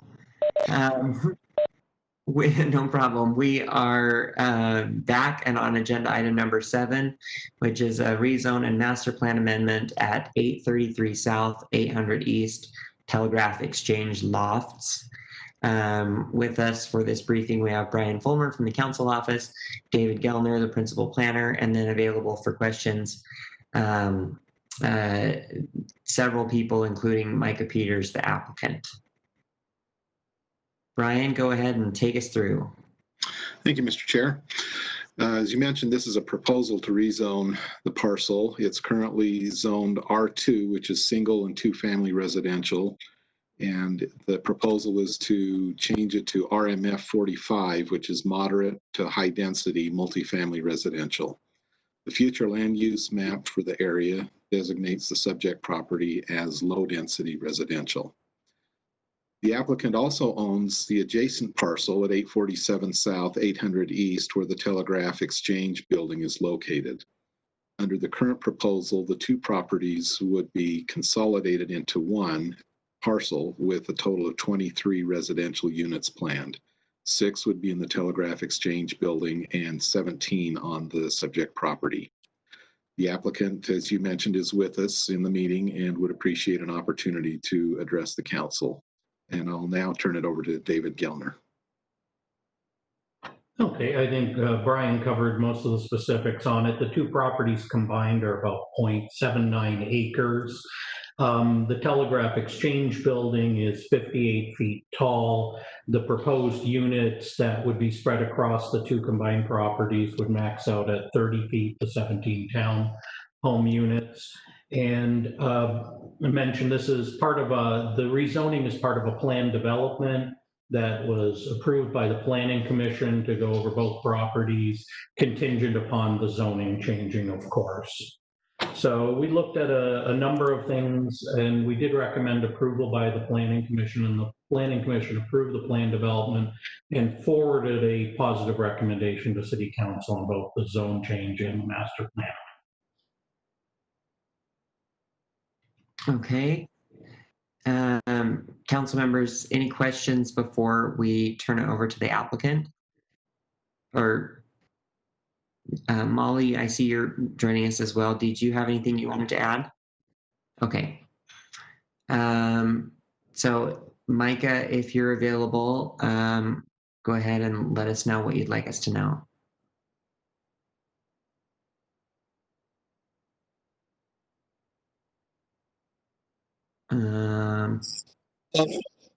Chris, I just got my mic, my mute turned off. Can you? Yes. Okay, excellent. Thank you. Brian, were you able to upload that presentation we sent? Yes, I sent it, and Bobby Nutzman is starting that right now. Oh, thank you, sir. I appreciate it. Great. All right, council members and mayor, thank you so much for your time to review my application here. Just a little background for the council members that I don't know. Well, actually, let me first start off just by thanking the planning staff and the council staff, David, Nick, Joel, Molly. You guys have been so great on this project. Thank you so much. And then for the council staff, Robert, Brian, and Nick, thank you so much for your work on it as well. So just a little background on this. Clearwater Homes, we have a long tradition of working with Salt Lake City on projects. And we're currently under construction on 450 units across 2 institutional sized projects with the Salt Lake Redevelopment Agency. That is 252 units of Marmalade and then 198 over at the Paper Box Lofts. So a lot of activity happening. This particular property we've owned since 2011, if you can believe it. We just got so busy downtown working on larger projects that this unfortunately was shelved for a while, but we're super passionate about this project, and so passionate that I personally am going to own or occupy in this project. And as such, as all of our projects, we're going to treat it with a lot of care and community sensitivity. Developing at 9th and 9th is super difficult. I know that a lot of you council members were present when the Mutual Beauty site was developed into the Nexus apartment project under that neighborhood commercial zoning. We watched that really closely and understood that one of the challenges or one of the problems that the Nexus folks had was that they didn't do any community outreach before they made an application to planning and zoning. And they really just got a lot of antipathy from the local community. Knowing that, before we even submitted an application to the city on this project, we had 39 local meetings with people directly on the street, business leaders, stakeholders in the community, and other locals. We really wanted to make sure that we had a high index of sensitivity because of what we were doing here. And we just really wanted to reach out to those voices that didn't like what we were doing and to those that did, and honor everybody's kind of position in the community. So with that being said, I wanted to emphasize that we'd spent a lot of time really kind of tilling soil on this thing before we even made an application. So that being said, we've had a pretty comprehensive planning and zoning process on this, which approved our PUD. The basic idea, as you see, is we have the Telegraph Exchange building, which is a really great, iconic building, one of the tallest buildings, if not the tallest building at 9th and 9th. And we're going to do an adaptive reuse project on this building.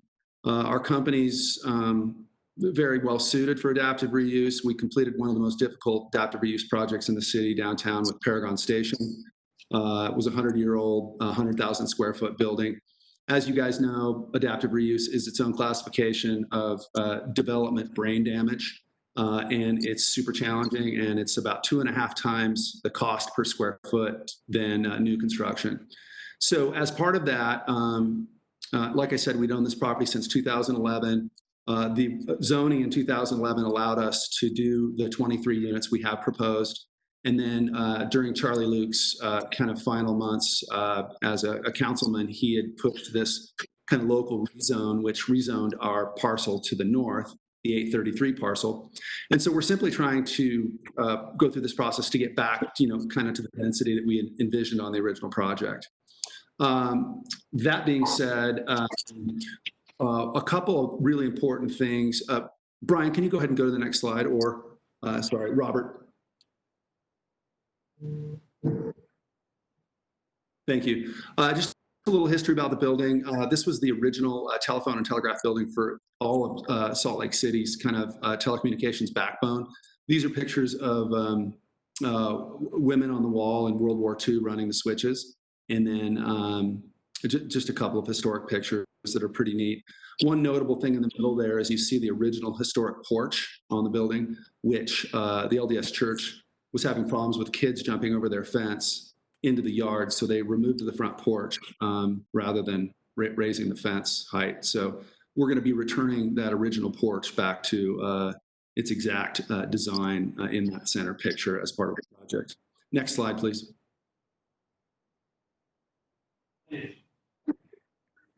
So this is our land plan. You can see our street frontage in working with David and Joel and Molly at the planning department, planning office. They really wanted to create an active street frontage. And so we have our front porches on those 4 units on the street front pushed right up with kind of robust front porch areas so that the street is very much activated. And then in our transition from our multifamily project to the single family residential, our existing zoning allows us to build 8 feet from the property line.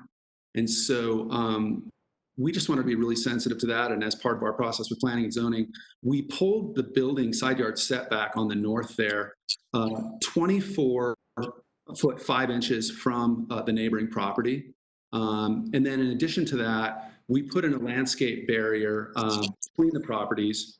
And I just really wanted to point that out because this is the sensitive point, this transition to the single family residential. The north landscape buffer, in an effort to enhance the transition from the townhomes to the single family residence to the north of the project, the buffer will be landscaped with, it's 149 feet long and 4 feet wide. It'll have 24 kindred spirit columnar oak trees to be planted every 6 feet. These trees will be 1 3/4 inch caliper and 10 to 14 feet tall at installation, but their growth pattern for this species is 3 feet per year in height with a 35 to 40 foot mature height and a 6 to 8 foot wide column, or excuse me, width at the base. So I just wanted to display that we're really, again, trying to be very sensitive to that transition. In respect to, again, getting back to watching some of the complaints in the local 9th and 9th area, parking is a very sensitive issue.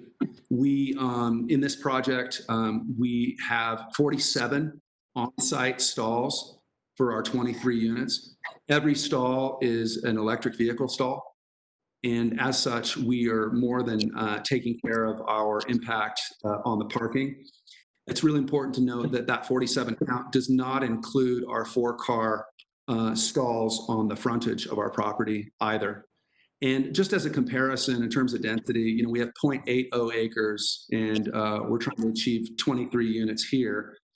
Across the street is a multifamily, historic project that is on 0.40 acres and has 12 units and 0 on-site parking. So all 12 of those units across the street. Yes. Your 5 minutes are up. Sorry. Is there? We can go ahead and go into questions, and hopefully you can work in some of the other points that you have into some of the answers to our questions. But we do have that 5-minute time limit. Councilman Morton, no problem. Thank you so much. Just one last comment from me, just so the council understands. This is, again, another all-electric project that you guys are seeing a lot of. And as such, we will be having some environmental sensitivity and saving 161 cubic tons of carbon dioxide into the local airshed annually for the project. Okay, great. Thank you. Does anybody have any questions? Councilmember Johnson. Just a quick one. How many units total with the new ones and the reuse of the existing building? It's 23 total units, Councilman. What's the price point you think for each of these types of units you're looking at? We're actually going to just keep this as a for rent product. They won't be sold individually. What do you think the rent would be? I didn't hear the whole question, but I'm assuming it's about rate, and they're just market rate units.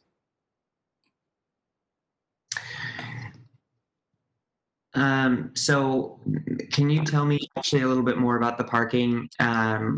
So you said that you're going to have all electric vehicle spots, but it doesn't look like, is there a spot for each unit, 1 spot per unit, or what's the parking situation?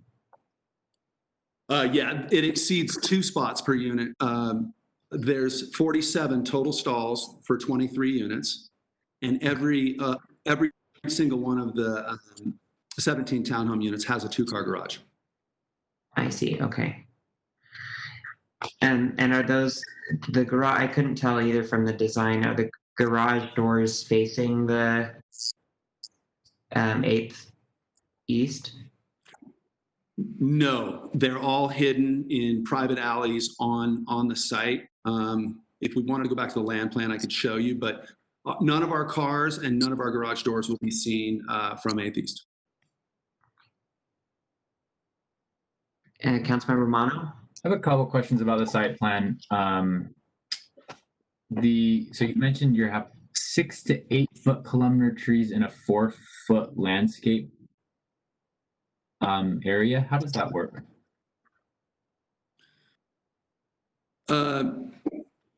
Councilman Mono, when we wanted to make this landscape buffer robust, and we wanted to make it at installation prominent enough that it created that prominent buffer and that transition, we went back to our professional landscaper, Langbart and Associates, and this was their recommendation in terms of root pattern, growth pattern, and the amount of width in that landscape buffer that it needed to be a successful mature tree. Okay, I guess I'm just not sure if the 8-foot wide tree and a 4-foot buffer, if that's going to encroach into the driveway or the neighbors. I also had a question on the site plan.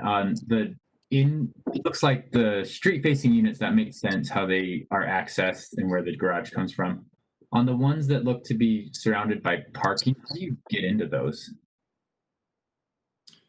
Like, where's the door? So if you come off 8th East, off of our drive aisle, and you go south, all of the garage doors are facing in that 24-foot right of way here, between the front units and the 4 behind it. And then if you track that path back,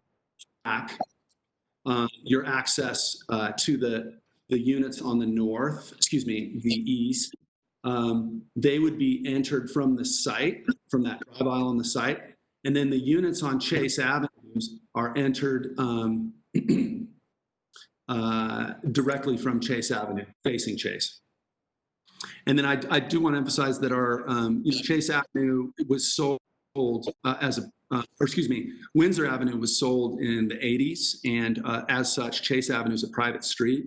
And part of our approvals on this project, we went to every homeowner on Chase Avenue and have consent and approval for our design on the project.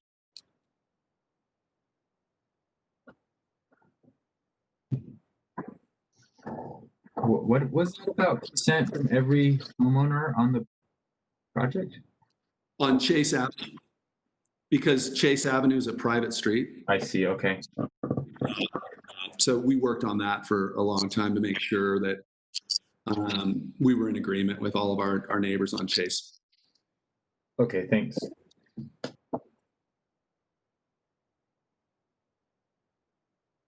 Other questions, council members?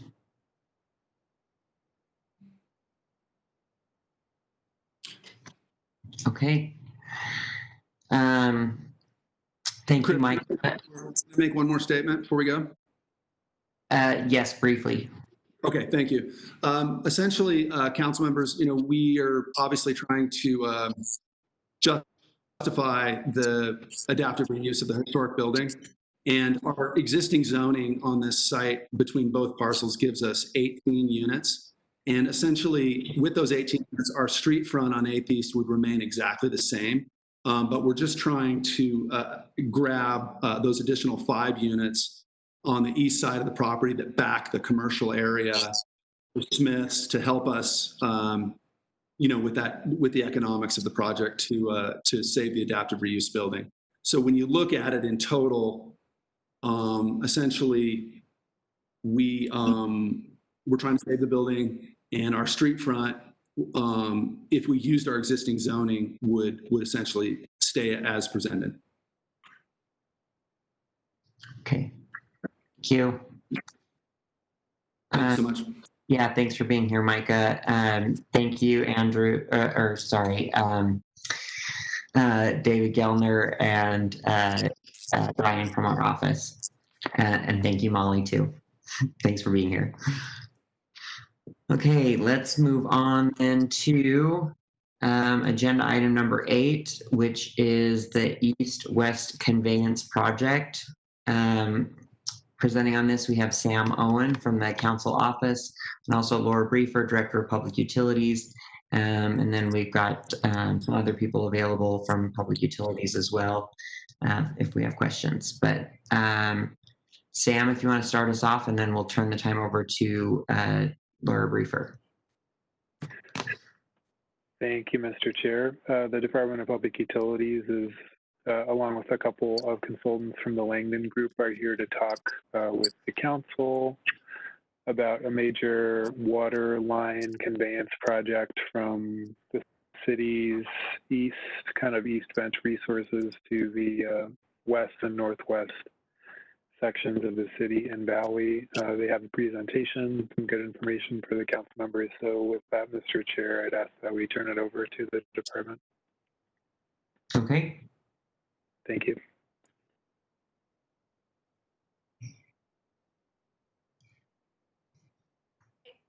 Well, thank you very much for allowing us to present this informational item. We're here to talk about the east-west water line. This has been a project that's long in the works, like all very large infrastructure projects. It requires a lot of planning on all fronts. With me today, I have Don Wagner, who is our Water Program Manager at Public Utilities. We also have Keith Larson, who is our engineering consultant with Bowen Collins and Associates, who worked on this design. We also have Jesse Stewart listening in. He's our Deputy Director here at Public Utilities. And Jason Brown, our Chief Engineer, is also listening in. And then Diane Olson is on our public information team. And she's with the Langdon Group and has been coordinating closely with all of our public engagement folks. So if we could go to slide number 2, we have a short video presentation for you, and this is something we are also sharing with our community councils and on our website to inform about this project.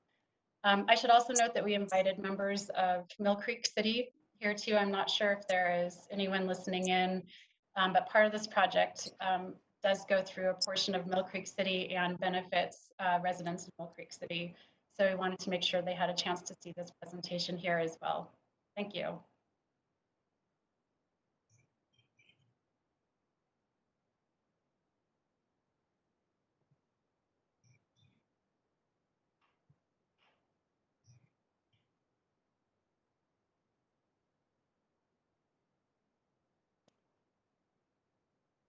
I'm not sure the sound is working on the presentation, on the video.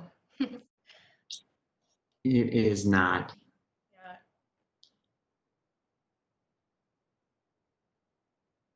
We may be able to switch it to a direct video link. I think Diane's working on that.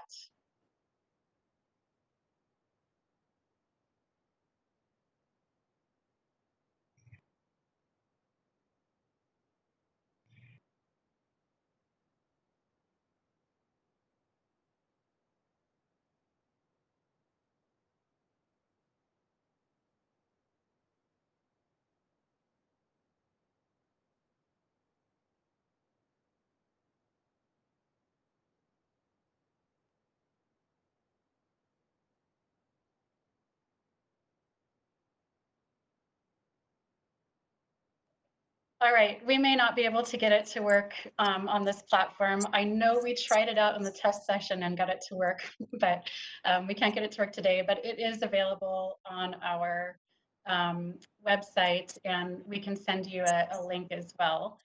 So the purpose of our project here is at least threefold. We are wanting to make sure that we plan for growth. And so this project is to meet future water demands in downtown Salt Lake City, portions of Mill Creek, and in the long term, the Northwest Quadrant.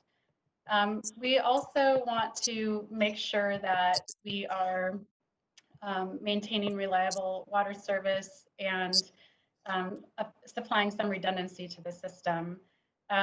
Because this brings another source of water from some different water sources that we have to other areas of the city, we have a little bit of redundancy being added to the system with this project. Okay, next slide. So the 6 Mile water line, this is a project background slide, and this is a 6 Mile line that provides both additional water supply and also also increases our redundancy. The water line was actually first contemplated in 2007 when Public Utilities completed its major conveyance study. Our major conveyance study is actually under update right now, and what we found in the updated major conveyance study is this line is still needed even more than we thought at the time due to growth and also reliability concerns. In 2015, we evaluated a whole bunch of potential routes, developed conceptual designs, and then recommended preferred alignments. A major milestone to get this project completed was to complete the terminal reservoir storage, where we increased storage at terminal reservoir, which are the big tanks located at 3300 South and Wasatch Boulevard. That capacity increase allows us to now be able to build the line to take that additional water supply to downtown Salt Lake City and other areas.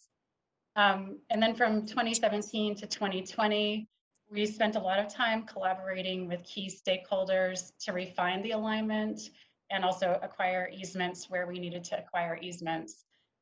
Examples of stakeholders, again, are other cities like Mill Creek City, also looking at roadway conditions and other types of infrastructure within roadways. A portion of the water line also will have to go through a portion of one of our city golf courses, which we'll talk about in a little bit here.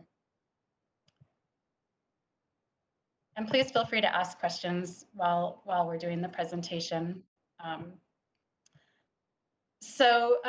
What this slide just shows is some of the major Salt Lake City sources that we use. And this is showing it with respect to the infrastructure that provides it. So you'll see Metropolitan Water District of Salt Lake and Sandy provides 41.5%. Part of that is our little Cottonwood Creek, and part of that is Deer Creek. There is infrastructure that we hold interest in through agreements with Metro that's owned and operated by Jordan Valley Water Conservancy District. And then we've got our 3 water treatment plants. That's part of our conveyance, as well as wells and springs. And this water line is bringing water sources from more of the southern part of our source of supply. So this will bring water from the Provo system, which is our Deer Creek source, as well as Little Cottonwood and Big Cottonwood Canyon. And that'll bring that water available to these other areas of the city now and in the future. I think also, yeah, the next slide is great. So our preliminary alignments, these are shown from our aqueduct study, and we've broken this first part of the study into 3 different construction phases. And you'll see the earliest phase is on phase 1 is September. Starting actually now, we're aligning that with the 5th East Road reconstruction. Phase 2 is in the purple, and that part will occur from Terminal Reservoir all the way to about 1300 East. And that's contemplated for spring 2022 to fall 2023. And then the last phase we have going through Forestdale Golf Course. It's at the very northern end of the golf course there, and we've been working with the golf division on the details of that. I think we're on slide number 7. So in evaluating the alignment of the east-west line, our engineers looked at a total of about 633 potential alignments.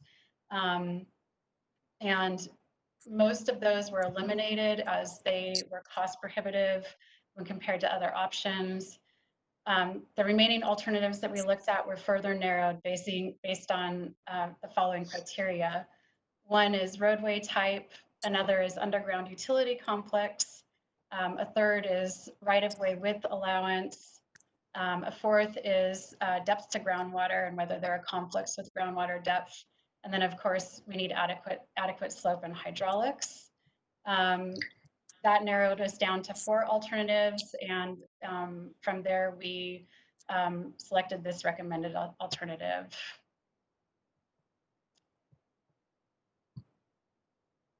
And so now we've got our schedule for the project. So as mentioned before, beginning in 2017, we worked with a whole host of stakeholders to determine the best alignment that would minimize traffic and community disruptions, fit within the existing right-of-way, and avoid other conflicts while meeting engineering requirements. And so the schedule, as we pointed out before, is then broken into these 3 phases. With respect to the last phase through Forestdale Golf Course, the alignment's going to run around the northern property boundary, and in working with the golf division, was chosen as the least disruptive to both play and operations. The construction will occur during the winter time there to minimize impact to play.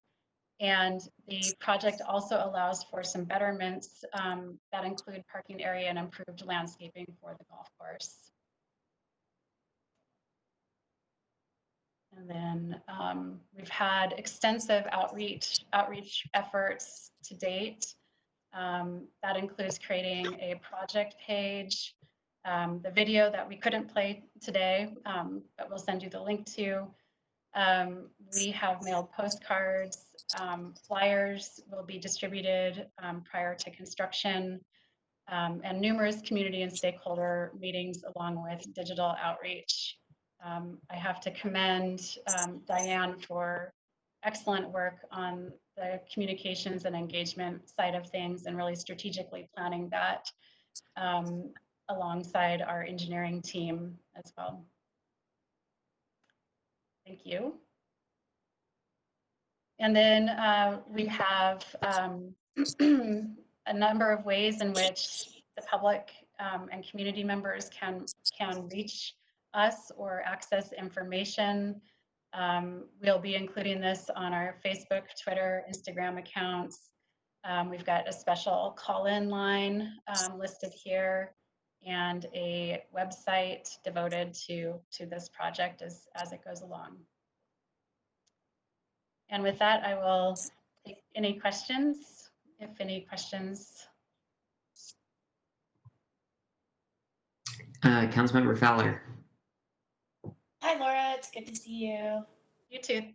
I just wanted to say that you have done a ton of community outreach. We saw you at our community council meetings and answered all of the questions. And I think you are the only person that I like to hear the phrase "more redundancy" come out of their mouth. So, or increased redundancy. Thank you, council member. Thank you.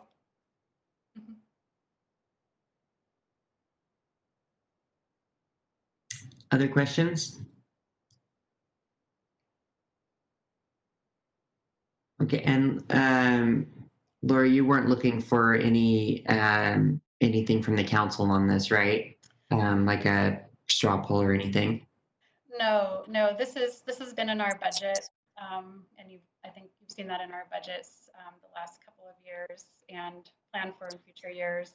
I did forget to mention the cost of the project is $60 million from the terminal reservoir to 300 East, and in the future that line will be extended to the northwest quadrant, and that is currently under design. The financing for the project will be a combination of either revenue bonds or loans. We're considering potentially another WIFIA application for this project as well.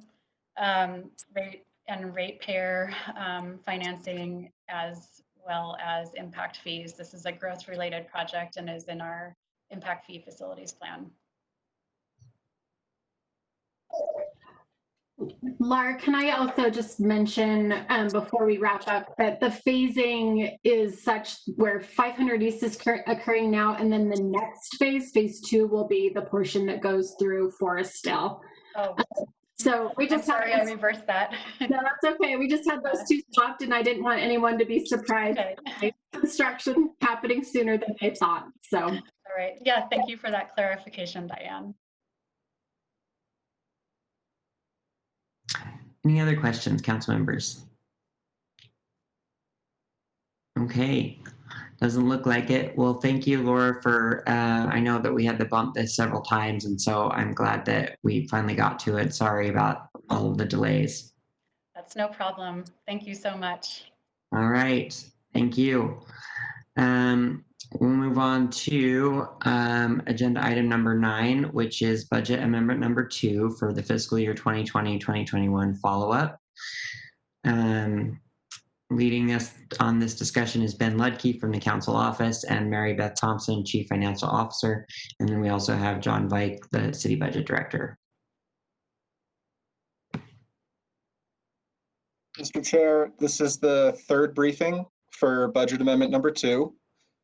At the September 1st briefing, the council closed the public hearing and adopted items A1 and E1.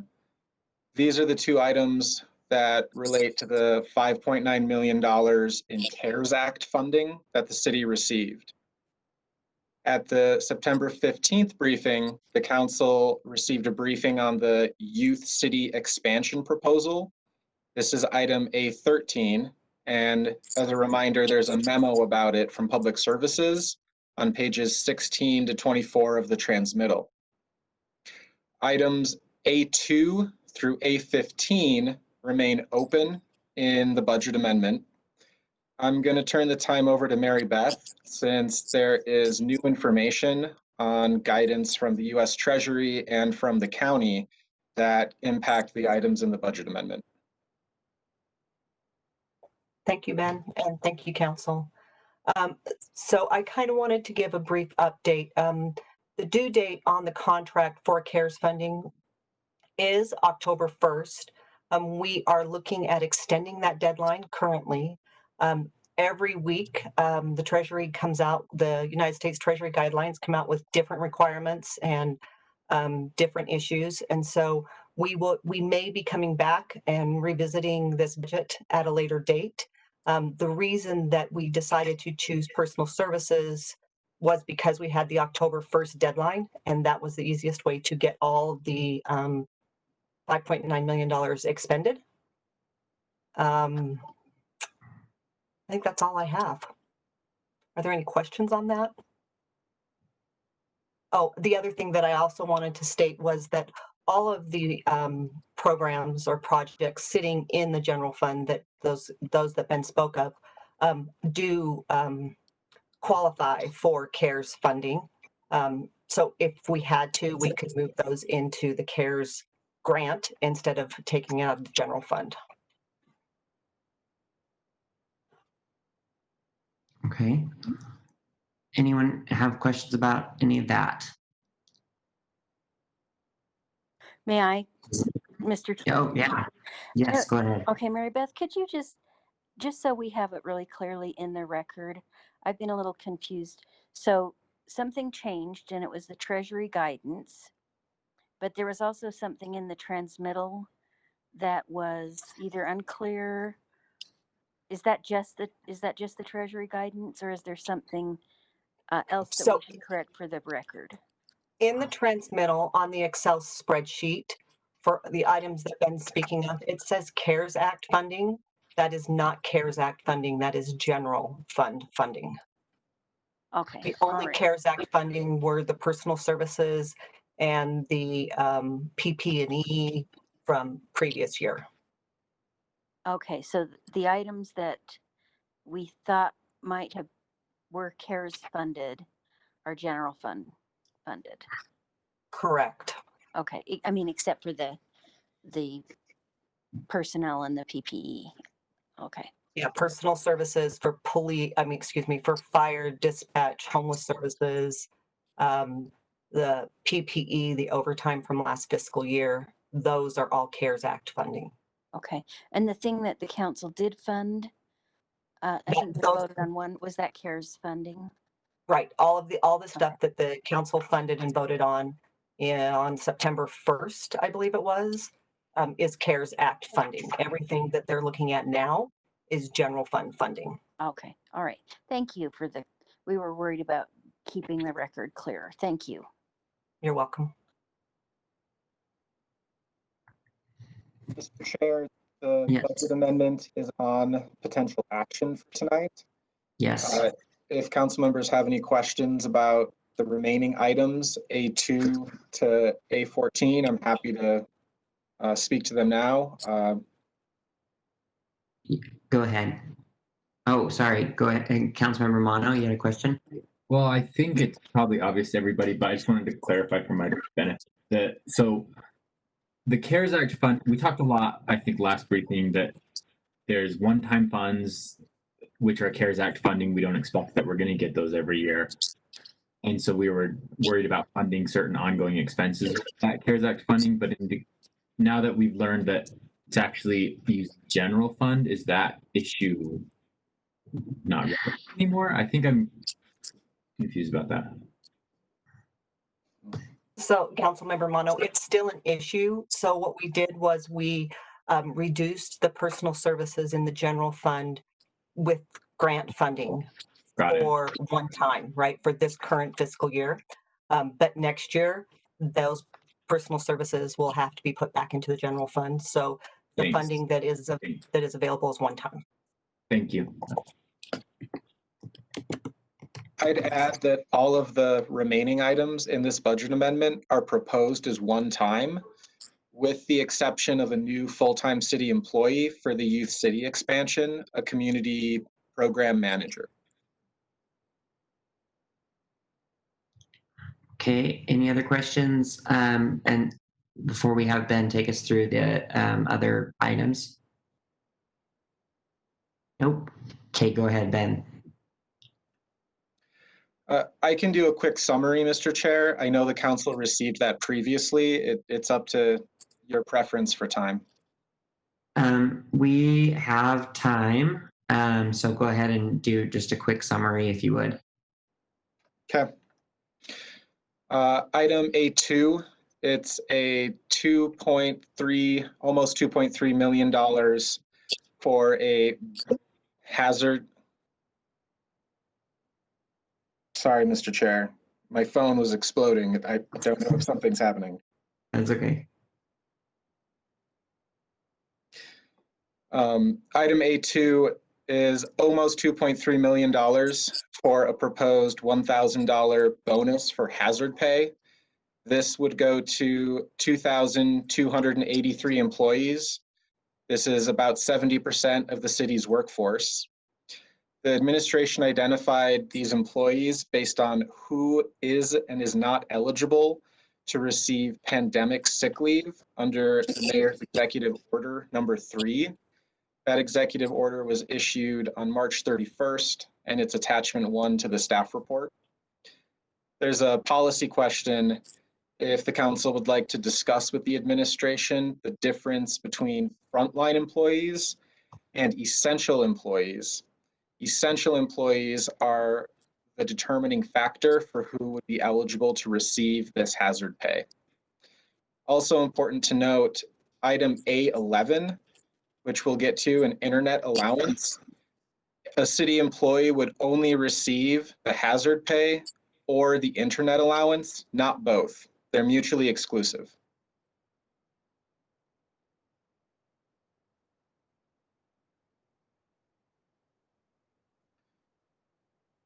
I don't see any questions. Yes, Councilmember Pearson. Can you explain that a little bit, Ben? The internet subsidy seems like it would be work related. Are there folks who get neither of them, I guess is the question, for some reason? My understanding is every city employee, with a few exceptions, would receive either the hazard pay or the internet allowance. Both are one-time lump sum payments. The internet allowance, I'll just jump to A11. It's calculated as $50 a month for 4 months. So it would be $200 one-time lump sum to the city employee. And it's a total cost of $187,000. And this would be going to a little over 900 city employees.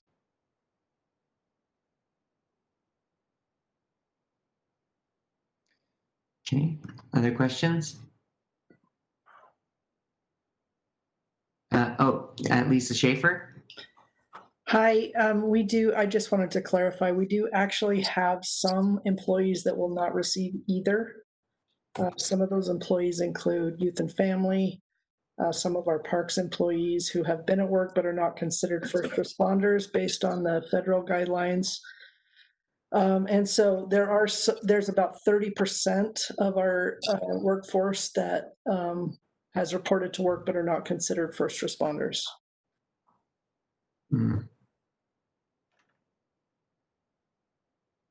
Okay. Councilmember Fowler. Thank you. So what are we doing about that 30%? We're working with the individual department directors to try and remedy that. The intention with this reimbursement is to try and say thank you for showing up, continuing to put yourselves at risk, continuing to work hard for Salt Lake City. And so we are working with department directors to try and remedy that. Will that need to come out of, will the council need to help with that in some way? Are you offering, Councilmember Fowler? I appreciate that very much. It very well may be that we come back with something that says, we have identified this particular segment of our employee population that was not recognized in either of the two subsidies. And so we do need to make that right. So there is a possibility that we will come back. We're going to try and figure that out in the coming weeks and months. Thanks for the offer, though. I appreciate it. Yeah, of course. I've got a few dollars here. Yeah, cool. At my house. Excellent. Okay. I think it's important that we take care of that 30% in whatever ways we can. I agree. Thank you. I really appreciate it. Any other questions? Okay. Don't see any. Thank you, Lisa Schaefer. Thank you, Mary Beth, and thank you, Ben. Mr. Chair? Oh, yes. I'm sorry, Cindy. Yeah. Could we have Ben, just since we've had a little confusion on the source of funds for each of these items, could you have Ben state the source on the each proposed expenditure? Yeah, would you, Ben? That'd be great. I can. It's easy. It's all general fund for items A2 to A14.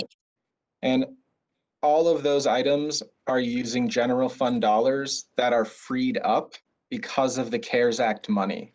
So, but for the CARES Act money, there wouldn't be this general fund money available because the city is taking the CARES Act money and moving some general fund expenses to the CARES Act. And the general fund then has those additional dollars. And those are items A2 to A14. Mr. Chair, if I could jump in, and I apologize if I missed the first part of the conversation, so maybe Mary Beth has already covered this, but the source of funding is one of those moving targets, and it could be possible, and maybe I should phrase this as a question, Mary Beth, is it possible that the city may need to have some of these items be explicitly used from CARES money? The source of funds for some of those items would become CARES funding. I'm asking Mary Beth, so that's the correct. council's not surprised if in yes, the next you're budget correct. amendment.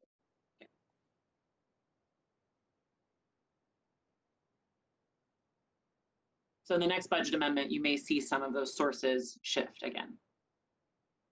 So does it make sense for some of these things to be delayed until that's figured out, or are they things that really need to get moving right now? It's just been confusing because we have not done the transmittal in the usual ways, and I know we're getting another transmittal soon. Is it essential to vote tonight? Does anyone know?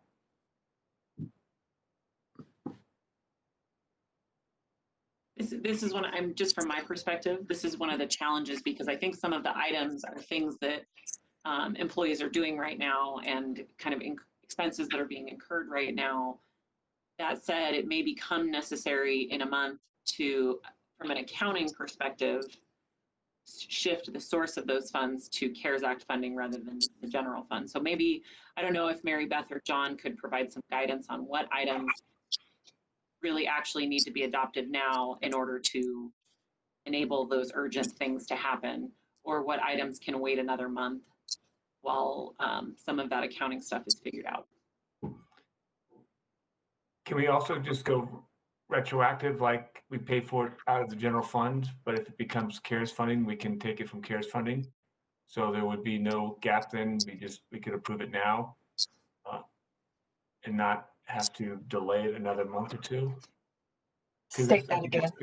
Because CARES could change for, constantly, and we'd be constantly kicking this thing down the road. Yeah, I think that you could adopt now and we could come back if the Treasury guidelines change again and with another budget amendment and move those from the general fund to CARES Act funding at that point in time.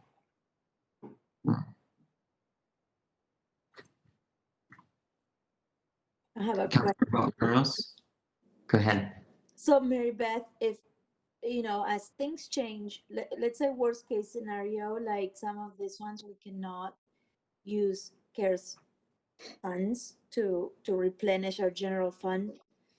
And so will this leave a gap in our overall budget? How I'm feeling about this is like we're using general budget to kind of cover the cost right now until we can get the CARES Act funds to pay us back, I guess, pay ourselves back, because these are things that are because of the circumstances of this year. So is that if the CARES Act doesn't work and for some reason most of this doesn't qualify, what happens to our general fund? So what I can tell you is that thanks to the administration, everything that sits in the general fund also qualifies for CARES Act funding. So the fortunate thing for this is all of those programs that Ben discussed with you qualifies for CARES Act funding as well. The concern has always been personal services. They haven't given us true, Treasury guidelines have been wishy-washy is I guess what I would say. And so it's always my fear that they're going to come back and say, no, no, no, right? If they did, then I would have to move. An example would be hazard pay to CARES Act funding instead of personal services. That would be a good example. Okay. Lisa Schaefer. Mary Beth, can you also please make a little bit of a clarification about this first tranche of CARES funding versus the second anticipated tranche? So the first tranche has been received, and the amount that we're requesting in Budget Amendment 2 is all part of that first tranche of money. It's not something that we're anticipating receiving. Can you kind of make that clarification as well? That's correct. So we received the $5.9 million. It sits in a grant fund. It has to be audited through a single audit process. So it has to sit in the grant fund. I can't move this to the general fund. So that's the first tranche of money.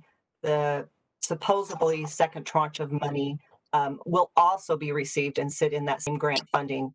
And so that's this tricky situation is every time the United States Treasury comes out with different guidelines and updates those guidelines, the administration is making their decisions based on the old guidelines. And by the time, we come to a stance, the Treasury has changed the guidelines. And they change them probably weekly is what I've been seeing so far. Yeah, and Mary Beth has got a really hard job of trying to wrangle all of these rules and guidelines. I think that we have done, I think Mary Beth and her team have done an admirable job of trying to explain and making sure that we are all identifying CARES allocated funding or programs or funding that are reimbursable by CARES. And so that is the reassurance that you're looking for, Councilmember Valdez. And I would say that there are some, it's kind of a timing problem that we have here, right? To Jennifer Bruno's comment, we have that issue where some of these items are being used currently. We are expending funds currently. One of the really pressing items that we have are the youth and family expansion programs. We can't hire and we can't expand until this budget is approved, until this budget amendment is approved, excuse me.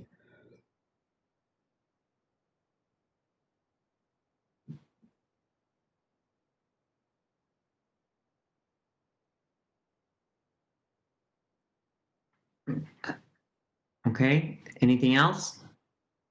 Okay.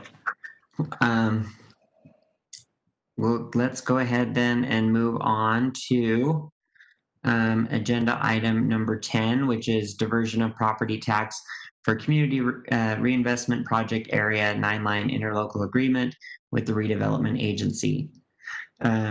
Taking us through this, we've got Ben Ludke from the council staff. We also have available Danny Walls, RDA COO, and Tammy Hunsaker, RDA Deputy COO, and Lauren Parisi, RDA Project Manager.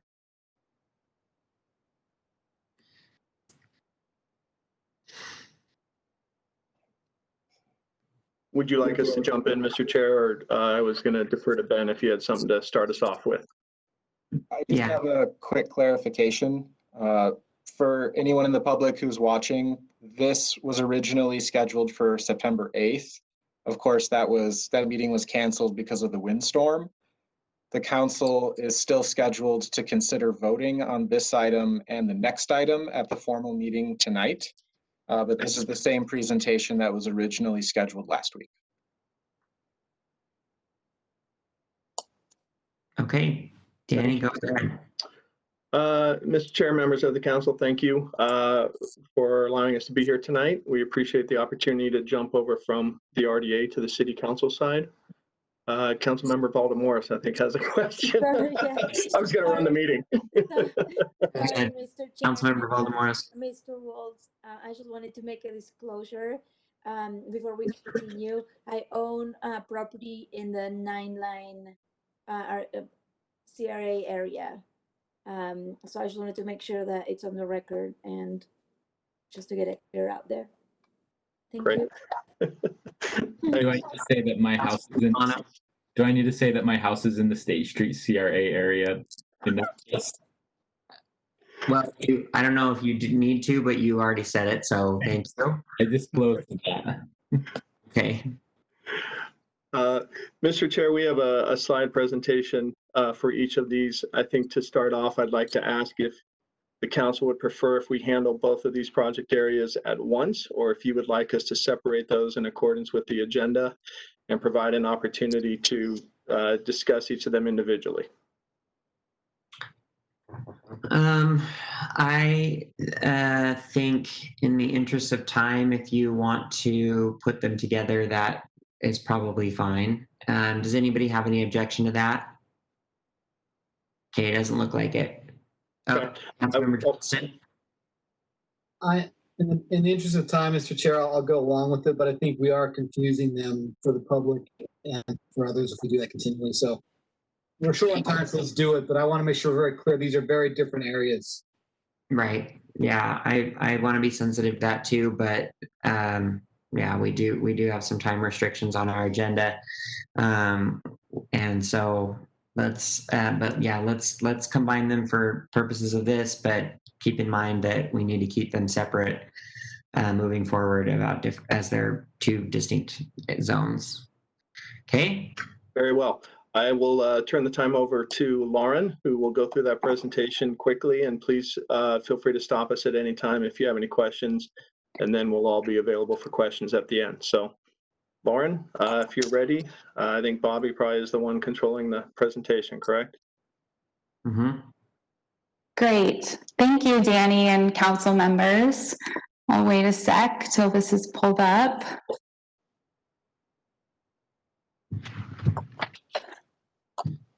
All right.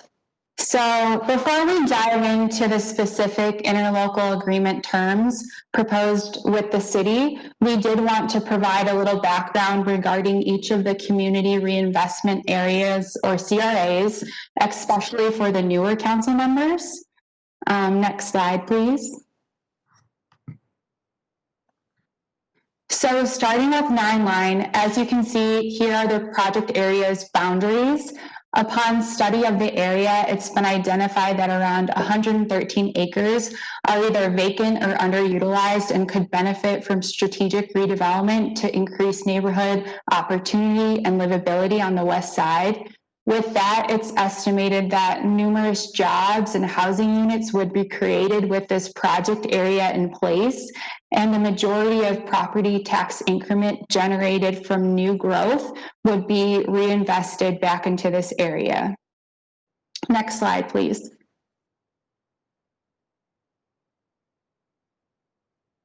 So next, I'd like to go over the standards within the RDA's 9 Line Community Reinvestment Area Plan, again, for some background. And the board adopted this plan in August of 2018. These standards will be used to guide development in the 9 Line project area, and they derive directly from the goals of the city's West Side Master Plan. The West Side Master Plan identifies specific nodes or intersections that could benefit from redevelopment on either a neighborhood, community, or regional scale. And RDA tools and resources should be used to facilitate the growth of these specific nodes and in turn increase neighborhood opportunity and livability again. New development should reflect the ethnic diversity of this West Side community as one of the most diverse in the state and be a source of pride for community members. It's important that existing single-family neighborhoods are preserved, but some multifamily and missing middle housing types should also be introduced to accommodate the range in demographics of existing community members in the area. The West Side should become more accessible and connected to other areas of the city by improving existing gateways and the transportation network. And finally, the Jordan River Trail and 9 Line Corridor are extremely valuable community assets that should be enhanced to increase connectivity with this project area's support. Next slide, please. So as I mentioned previously, the RDA board adopted the finalized 9 Line Community Reinvestment Area Plan in August of 2018 after the research and community outreach processes took place. Upon adoption of the Community Reinvestment Area Plan, state statute requires that the agency enter into an interlocal agreement with each taxing entity that elects to contribute a portion of their tax increment to the project area. Approval of each interlocal agreement by the taxing entity, as well as by the RDA board, must occur before tax increment can actually be collected. Staff anticipates that Salt Lake City School District, Salt Lake County, and Salt Lake City will make up the taxing entities to contribute a portion of their tax increment to the 9 Line CRA. And so in terms of the status of each of these negotiations, Salt Lake City School District approved an interlocal agreement with the RDA in October of 2019. The same terms approved by the school district were presented to Salt Lake County's ad hoc committee early this July. The ad hoc committee will be making a recommendation to the county board, who then makes a final decision regarding whether or not to approve the specific interlocal agreement terms. And then finally, the same terms approved by the school district again are being presented for the city's consideration today. Next slide. So here are those specific terms to be included in the interlocal agreement between Salt Lake City and the RDA for the City Council's consideration. So the base year would be set at 2016, and this was the last equalized tax year at the time the project area was adopted. The base value from 2016 is around 228 million, and that's the number that would be used to calculate tax increment. The first collection year to include in the agreement would be 2021. And the participation rate at which the city would contribute tax increment is 75%, meaning the city would still retain 25% of the increment. The collection period would be 20 years for the project area, after which all of the tax increment would go back to the taxing entities. And then breaking down the budget activities, 80% would go specifically to redevelopment activity, 10% must go to affordable housing, and then 10% would go to other administrative activities. So these are the terms that are required to be included in the interlocal agreement with the city and each taxing entity. Next slide. So this table models the total tax increment from new growth that could potentially be generated over the project area's 20-year term based upon 3 different development scenarios from low to high.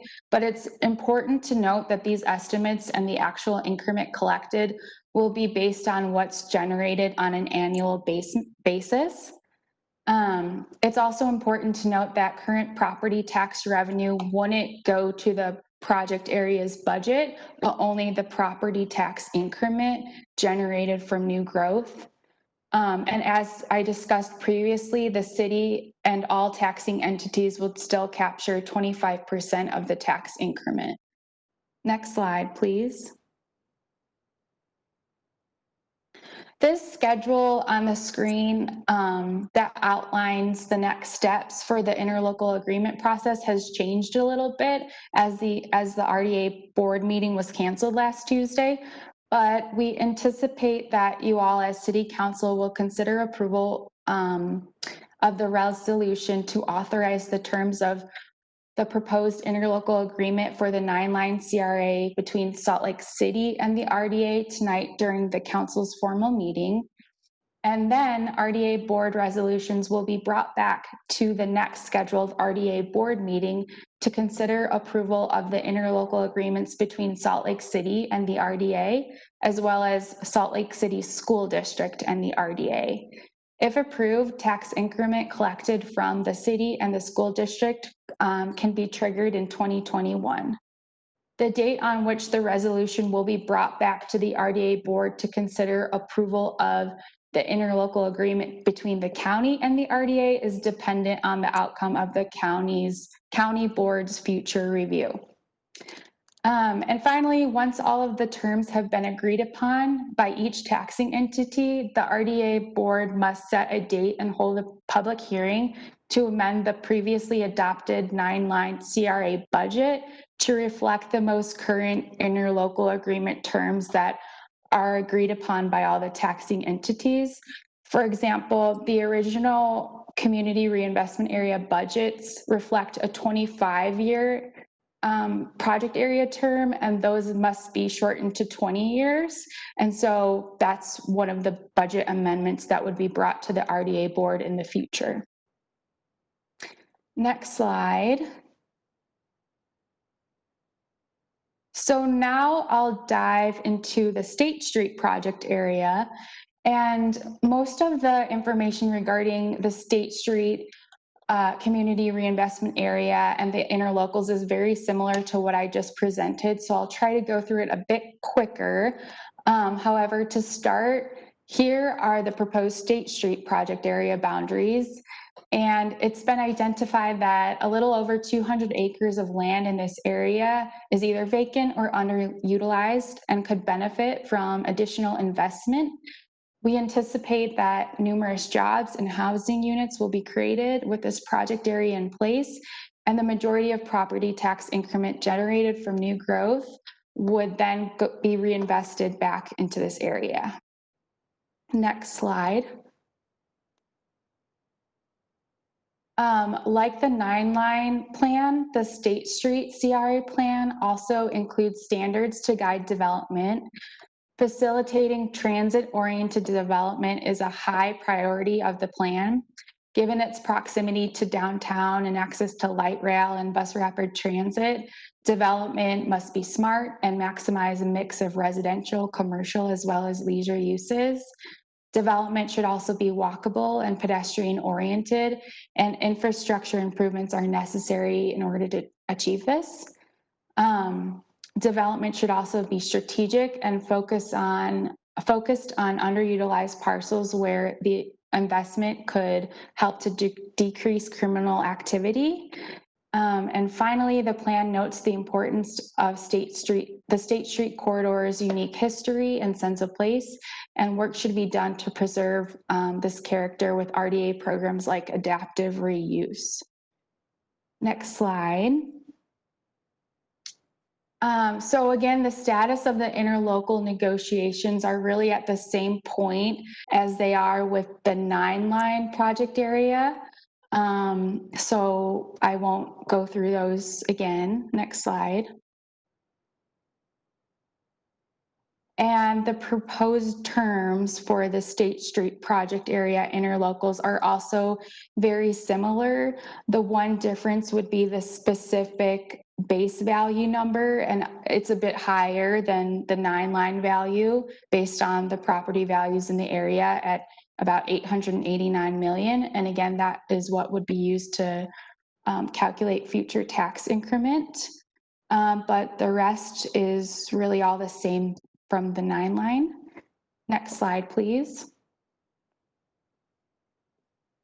And again, this table models the total tax increment from new growth that could potentially be generated over the State Street project area's 20-year term. But again, these are just estimates, and the actual TI depends on what's generated on an annual basis. Next slide. And again, here's the tentative schedule, which differs a little bit from what's on the screen, but City Council is to review the terms of the interlocal tonight, and then RDA resolutions will be brought back to the RDA board at their next scheduled meeting, and there will be budget amendments brought to the RDA board as well in the future. So with that, I think we can take any questions. Okay, I'm just now getting back. Questions from council members?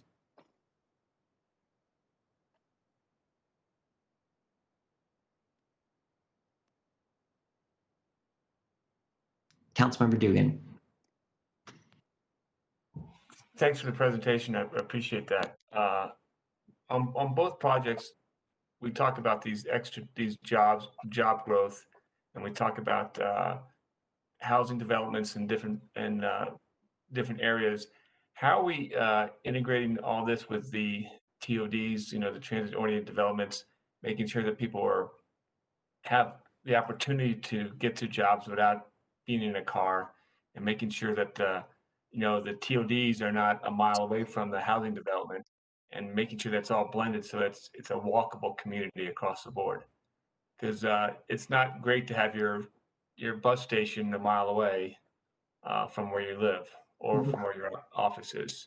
So how do we integrate it, and then how's that planning going, and how does that work? I think that's a great question, and Lauren and Tammy can jump in and add to what I say, because they were involved in some of the early stages and have the planning mindset that I'm not always to speak as well about. But to answer your question, that process actually starts as we even look at where to create a project area.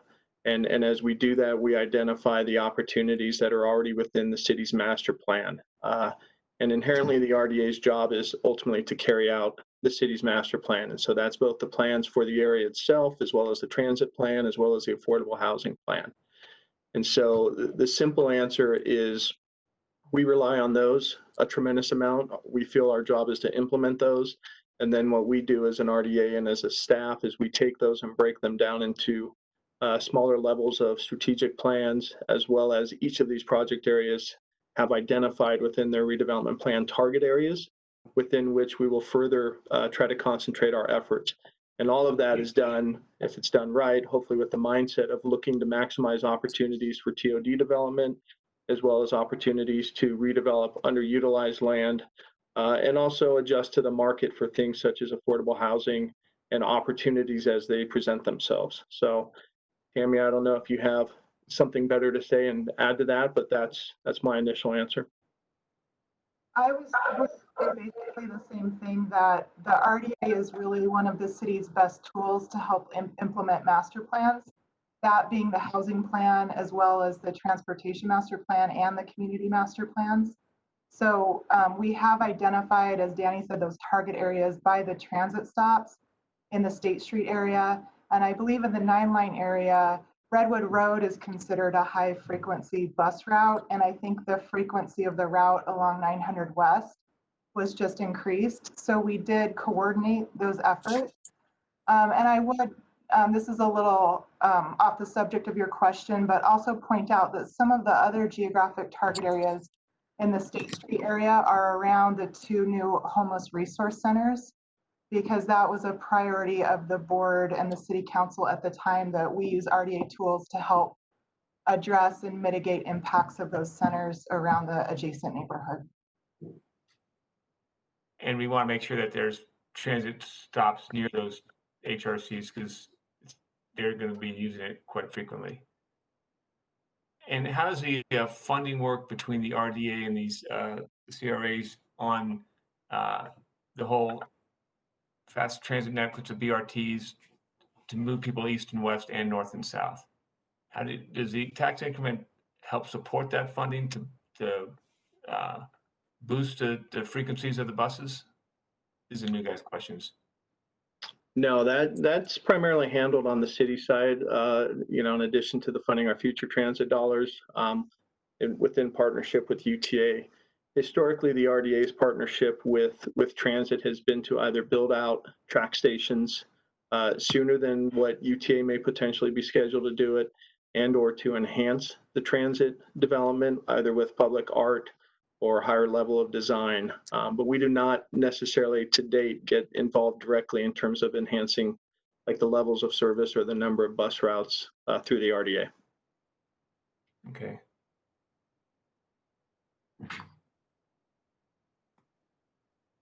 No other question.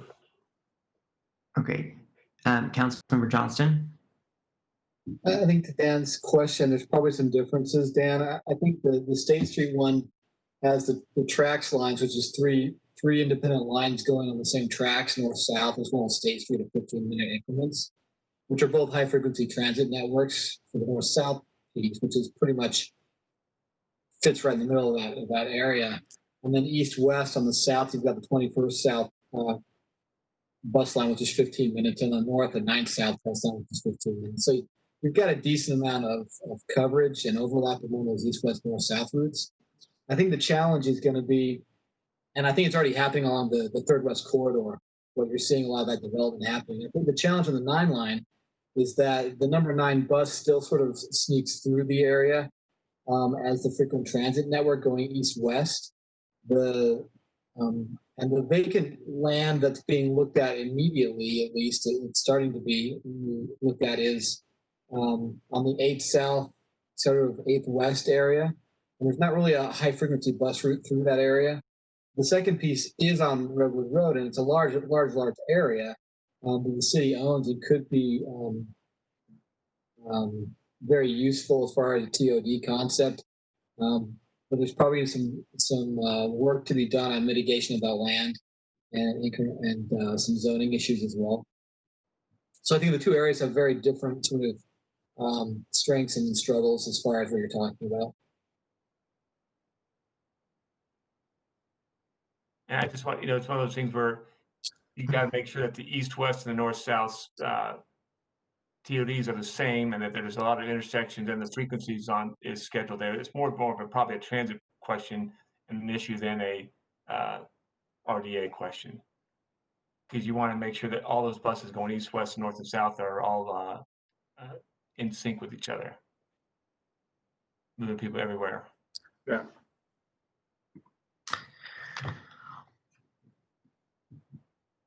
Other questions? I have a question on for both projects. We had been reached out to by some community members and from school board members who are concerned that the RDAs sort of discourage us from creating residences with children and might continue to add to the problem of our eroding numbers in schools. Can you, Danny, talk a little bit about what tools the RDA zones give us that actually promote building housing for families and mitigating the loss of students in Salt Lake? Yeah, I think that's a great issue to bring up, and I appreciate the opportunity to address that. The quick answer is obviously a main focus of this council and the city administration and the mayor is for us to do housing at different income levels and different unit types. And so to the extent that we have that as a priority, both within the city's housing plan and with the projects and the funding that the RDA puts out, that has been a focus of ours to really start trying to prioritize participating in housing that does have that higher unit mix that could potentially be desirable for families. Having said that, that is a conversation that we had quite a bit with the school district staff and board members as far as recognizing that that is a huge issue for Salt Lake City School District, the loss of families, and what we can do as an agency as we utilize the funds from both of these project areas as well as our existing project areas, not just in these areas, but citywide, to help address building more housing that is both one for hopefully home ownership as well as two, have a higher unit mix of bedrooms so that we can encourage families. And so to that extent, that is one of the priorities that we have included in the interlocal agreement with the school district of how they would like to see us utilize those funds. We have agreed to continue that conversation with the school district, not only as part of a regular reporting structure that we would report back to the board on what our efforts are and how we are accomplishing that, but also insofar as at the time we were working with their staff to really try to help identify what some of those other issues are happening within Salt Lake City that is affecting their population to decrease as far as the pupil count. So those are things that we had really been diving into with the school district, and that is something that we would continue to do as part of our ongoing reporting back to them of how we can be a better partner and hopefully help them collaboratively to kind of turn that tide. But that is an issue that not just Salt Lake City is realizing and not just the state of Utah, but that is happening across the country as you know, the school districts within the downtown core are struggling to get their families to come back and move back into the city. And that is obviously you've seen play out in Salt Lake City and Salt Lake County over the last 20 to 30 years.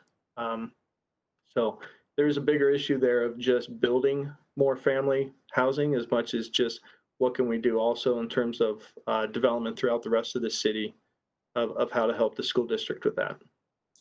Can you think of any examples of projects that we've done in the past that in any of our past CRAs that have made it so we could have units with multiple rooms that would be more attractive to families? Yeah, I mean, we'd be happy to provide a breakdown of our housing projects and what the unit mix was. I would say historically, you know, as an agency, we focus at the higher level of providing home ownership opportunities and a mix of unit type. And we have only recently, as part of, you know, the last few years, probably really started recognizing that the trend for housing was going towards, you know, much smaller micro units, 1 and only 2 bedroom units. and recognizing that to the point that that probably needs to be now a focus for us to really try to make sure that developments have that, where historically, when the developments were taking place, developers seem to be more inclined with providing those units themselves. And so I think that aligns with what we're seeing now as far as what we need to prioritize as part of our efforts.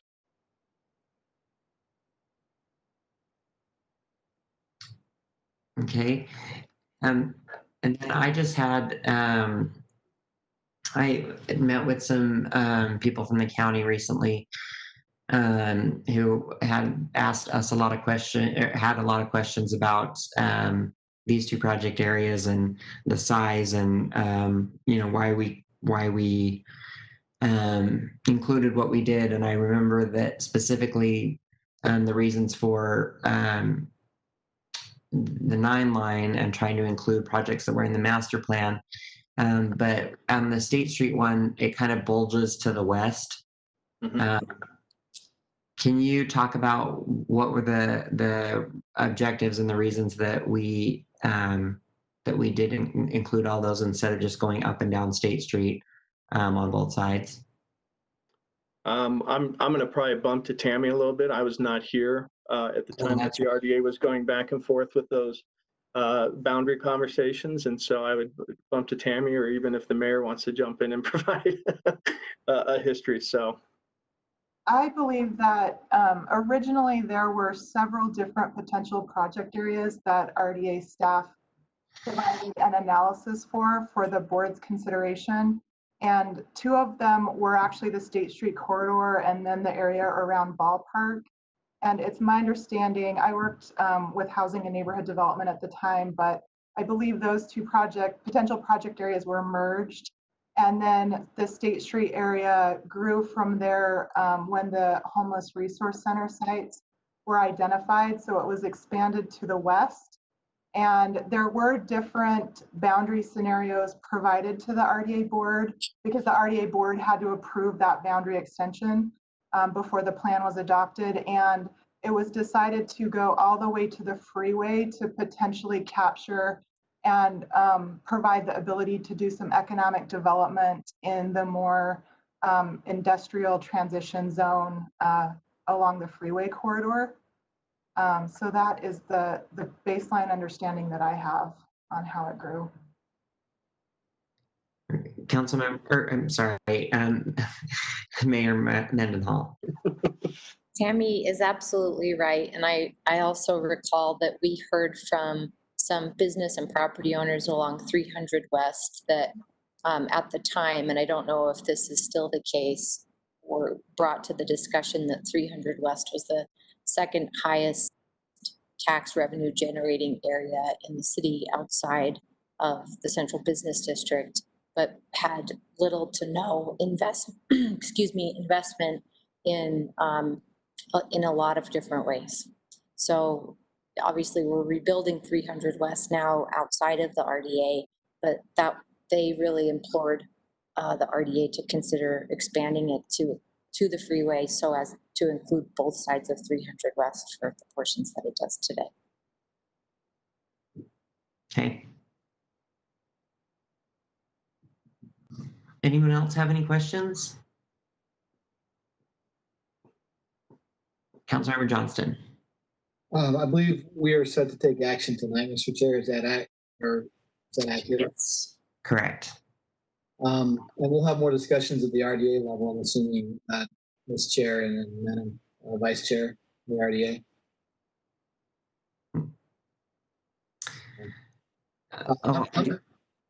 I'm inclined to support Mr. Chair to move this forward. However, I think we're going to be challenged with these 2 areas to get them moved the way they are.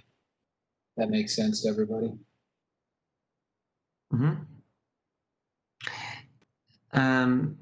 But just for clarification, Danny, even if we were to take the vote tonight to support to move forward with both of these areas, does that prevent us in any way from going back and making adjustments as long as the other taxing entities agree?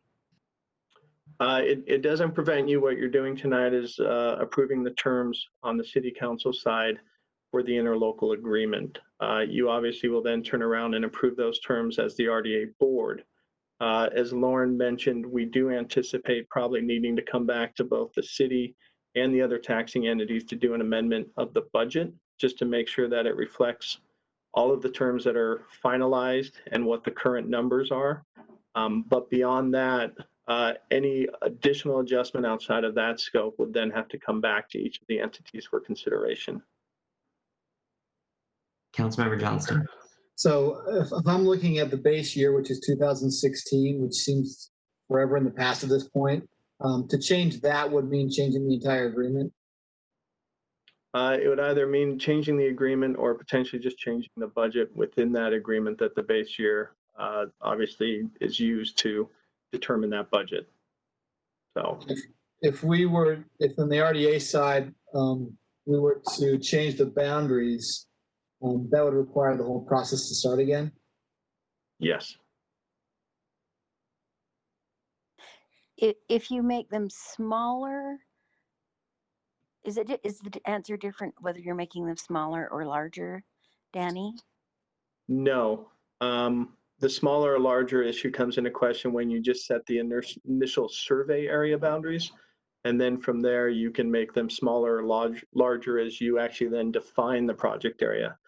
But once the project area is defined, as we've done it, and we've done the plan and the analysis off of it, any adjustment smaller or larger would then have to reinstate the entire process again.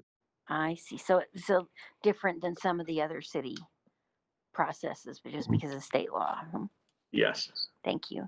So it's because the school district has already approved this, even if we didn't approve this today and we wanted to change boundaries or any parts of that, it would still have to go through the whole process again, whether we approved it today or didn't approve it, we still have to start the process over again. That's correct. But you can still focus your energies on pockets inside those boundaries. Correct. Okay.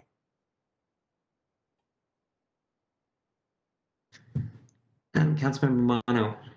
So, and there's no option for, if the county is only interested in a certain portion of it, to do separate boundaries for one taxing entity versus another. That's not possible, right? No, that option's not really provided for within state statute. What is provided for is if you have entities who want to participate at different levels and percentages, that's provided for within the process, but it gets really complicated if you start carving up different project area boundaries for each taxing entity and agreement, and then how the county assessor would calculate the increment itself. Okay, that makes sense. Thanks. Okay, any other discussion? All right. Thank you, Danny, for with us. Thanks, Tammy. Thank you, Lauren, for your presentation. And that brings us to agenda item number 12, which is restricting military surplus equipment in the police department. And with us, we have Ben Ludke from the City Council office and Katie Lewis, City Attorney.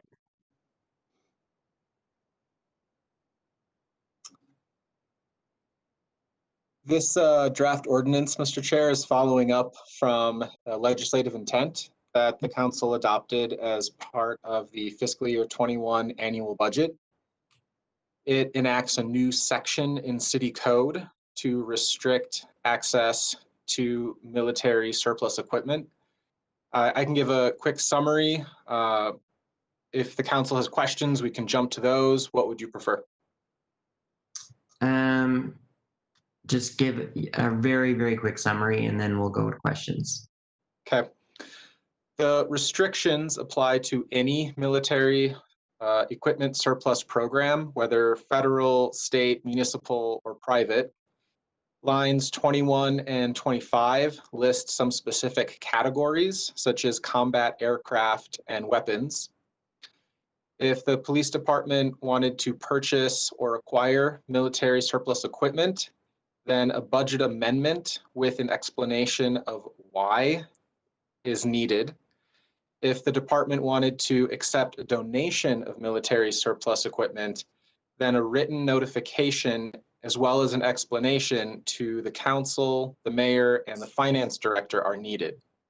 Under either route, the council would hold a public hearing on the request and adopt a resolution for or against, as well as a statement of public purpose, if any. So there is a pathway for the department to still get military surplus equipment under those specific circumstances. One example I'm aware of is the police department gets ammunition at a significant discount, and that's a cost savings to the city.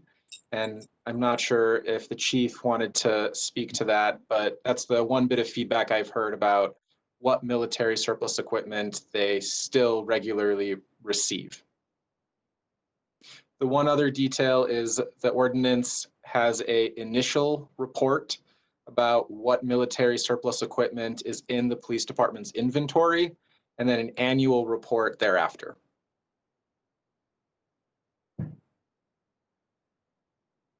Okay. Council members, any questions? Councilmember Mono. Okay, this might be a question because I don't understand things that I should understand, but is there, so this is only pertaining to military surplus equipment. Is there a commercial company that creates the same type of equipment from which it could just be purchased, or does this ordinance also cover, is it like military grade equipment or literally things that came surplus from the military? Does that question make sense? The latter, military surplus equipment, so not military grade. Okay, thanks.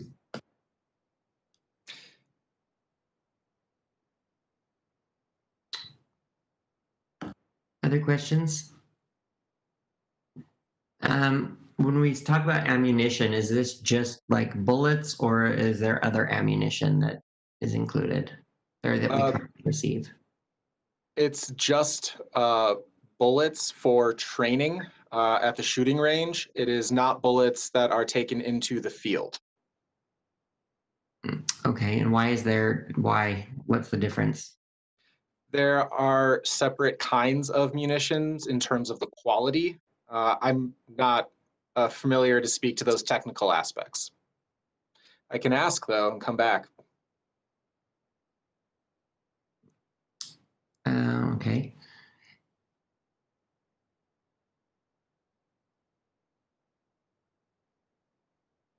No other questions? Katie, anything you want us, you think we need to know? Anything you want to add? No, Council Chair, although this really is directed towards policy concerns across the nation connected to the Department of Defense's 1033 military surplus program, in which the Department of Defense surpluses its military equipment to local agencies, and the agencies only have to pay the cost of shipping. So that goes somewhat to Councilmember Mono's question about military surplus versus military grade. That's really what this ordinance is trying to address, are those 1033 Department of Defense surplus processes. Okay, if the only exception though that we can think of is ammunition, like, does it make sense to just say that there's only an exception for ammunition and that we don't want the department to come to us with other exceptions or other, if something's being donated or something that we don't want to allow for that either? That's certainly an option, Mr. Chair. In earlier discussions, there was also mention of medical supplies or search and rescue equipment, but to my knowledge, the city has not received those through the 1033 program. Okay. Could there also be any safety surplus equipment? I mean, you talked about the medical, any, armory like Kevlar vests that they could actually be surplus that we could use.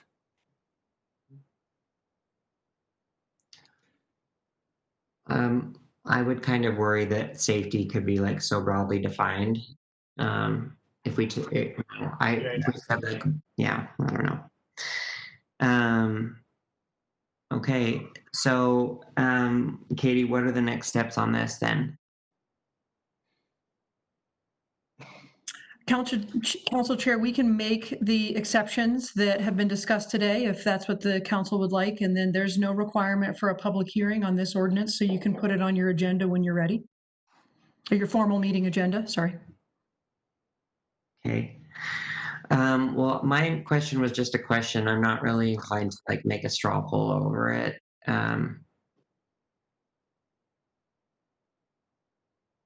Like I'm satisfied with the answer, and regardless of whether they're getting something discounted or donated or whatever, that we're still going to get notice and have the opportunity to say no.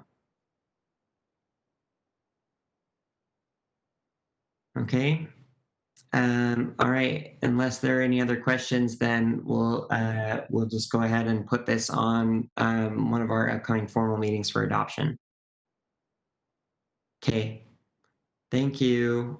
Thanks, Katie. Thanks, Ben. Council members, that brings us to agenda item 13, which is board appointment to the Human Rights Commission. Do we have Dr.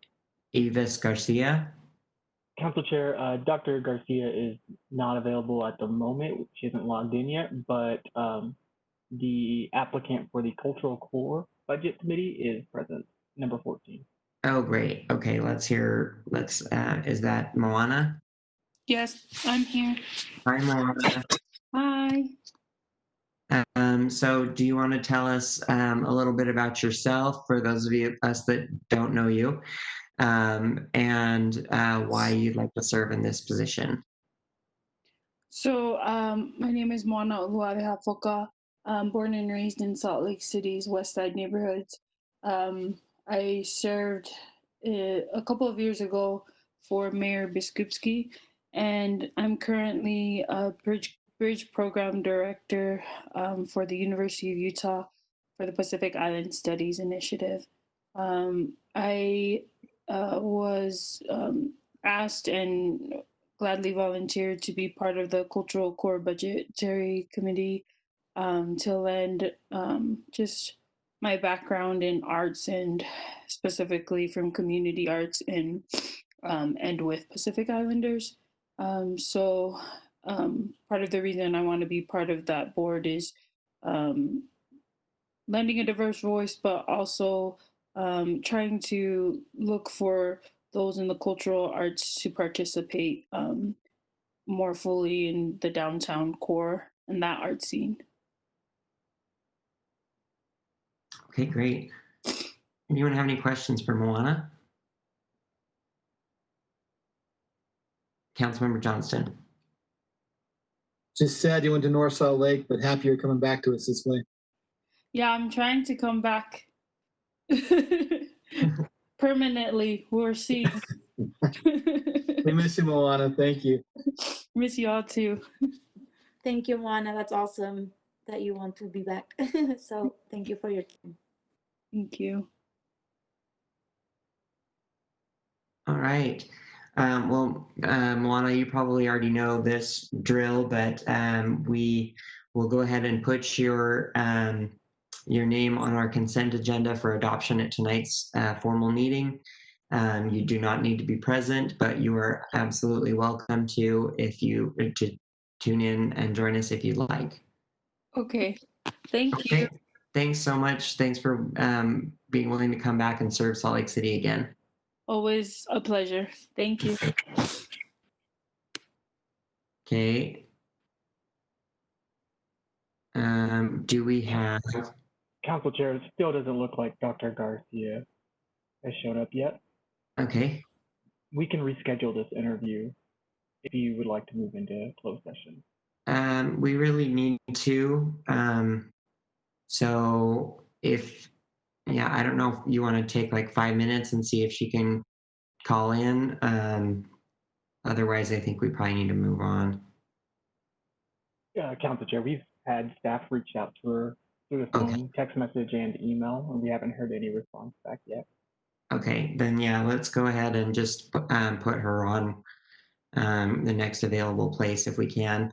And then I will look for a motion to enter closed session. Oh, wait, I'm sorry. I skipped something on the agenda. We've got announcements. I don't have any. Cindy, do you have any announcements? Yes, I actually do. Okay. And I think that Bobby was going to put that up for us. Okay, great.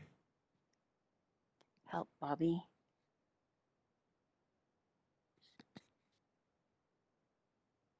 Okay, there it is. Okay. So property conveyances.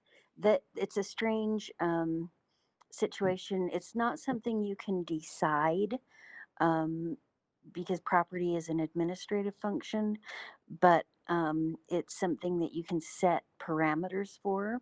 So one of the parameters that the council has set is that you can call for an extra hearing if there's some property to be sold. And so this wouldn't change the outcome.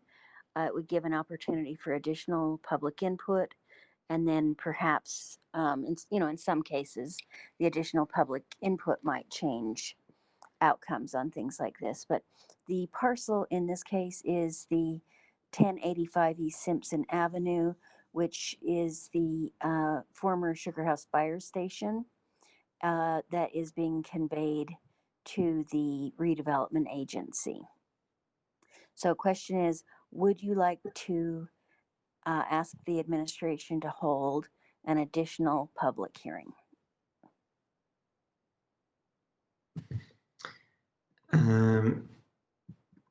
Council members have questions?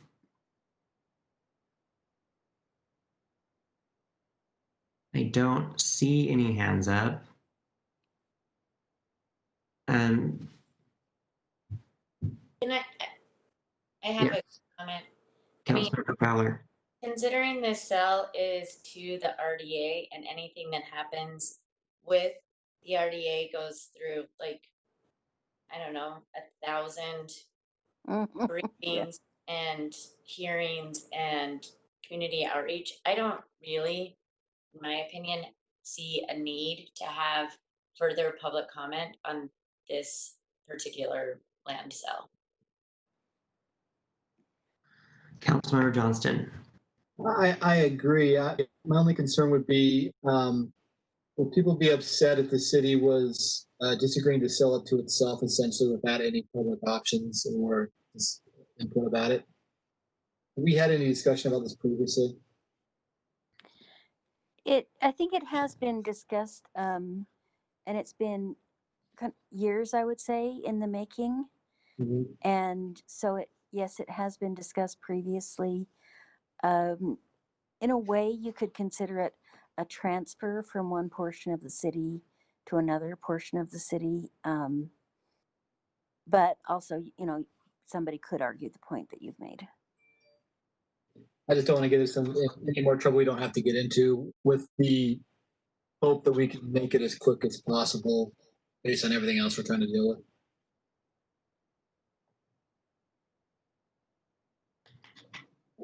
What's the downside of just having another public discussion? We're not talking 45 days. We're just talking one session. Is that right? Yeah, it isn't anything that you can control. So sometimes the public gets the expectation that you will have the opportunity to vote on it if you're having a hearing. So it's just a matter of preference. It's you want to use this in a case where you really have a lot of concerns and you want to see if the public wants to try to influence the administration about it. It always adds to transparency, but it's a little bit, there's no outcome that you can influence. in general. That didn't make sense, but That's because it's administrative, Cindy? correct. Yes, yes. So this is one of the few cases, and it's just a sort of pressure valve, so to speak, that the council added in case there's a really serious situation where you really say, I mean, it would be most likely used when you don't want the administration to sell something and you want to be sure that the public has the opportunity to express their concerns to the administration. So it's a sort of a tool of maybe last resort. I might be overstating that, but it isn't used very often. Mr. Chair, I'd be okay supporting Councilmember Fowler's move, unless somebody else on the council has a concern about it. It's an administrative move. Unless we have concerns, I don't think we're even hold it up. Okay, I don't hear anybody requesting a hearing, so I think that's our answer. Right? Okay, don't see any objections, so that's what we'll go with. Okay. And your board appointment, I believe, is about to dial in. Yes, I saw that text. So yeah, if we can have Dr. Garcia. Yes. Council Chair, I'm going to unmute Dr. Garcia now if you're ready for. Okay, great. Thank you. Dr. Garcia, hi. you've been unmuted. Oh, hi. Hi. Thank you for being with us. If you want to just tell us a little bit about yourself and why you are interested in serving on the Human Rights Commission, then we'd love to hear. All right. Well, thank you so much for the opportunity. Again, my name is Ibis Garcia Zambrana, and I am an assistant professor at the University of Utah in the Department of City and Metropolitan Planning. And I do a lot of research that has to do with underrepresented groups. So I work in the West Side. I have a class that is like the West Side Studio, and I work with all the community councils there, just making sure that there's like more representation, also for minorities in that part of town. I'm also part of the Westside Leadership Institute, which is an initiative of NeighborWorks and also University Neighborhood Partners. I also work in research that has to do with the homeless population. So I have some collaborations with the Road Home, and I have several projects that are about access, specifically right now in terms of transportation. But in the past, they have been mostly about housing. So I work a lot in the intersection of like community development, housing, and transportation, and just in general, community engagement. So a lot of the classes that I teach are about how to engage the public and how to think about specifically underrepresented groups. So being that have done a lot of work on that, not only here in Salt Lake City, but also I have done many climate studies that are more about the profession of planning that are national. I'm interested in contributing some of my skills and knowledge as part of the Human Rights Commission. Great. Well, thank you very much. Council members, any questions?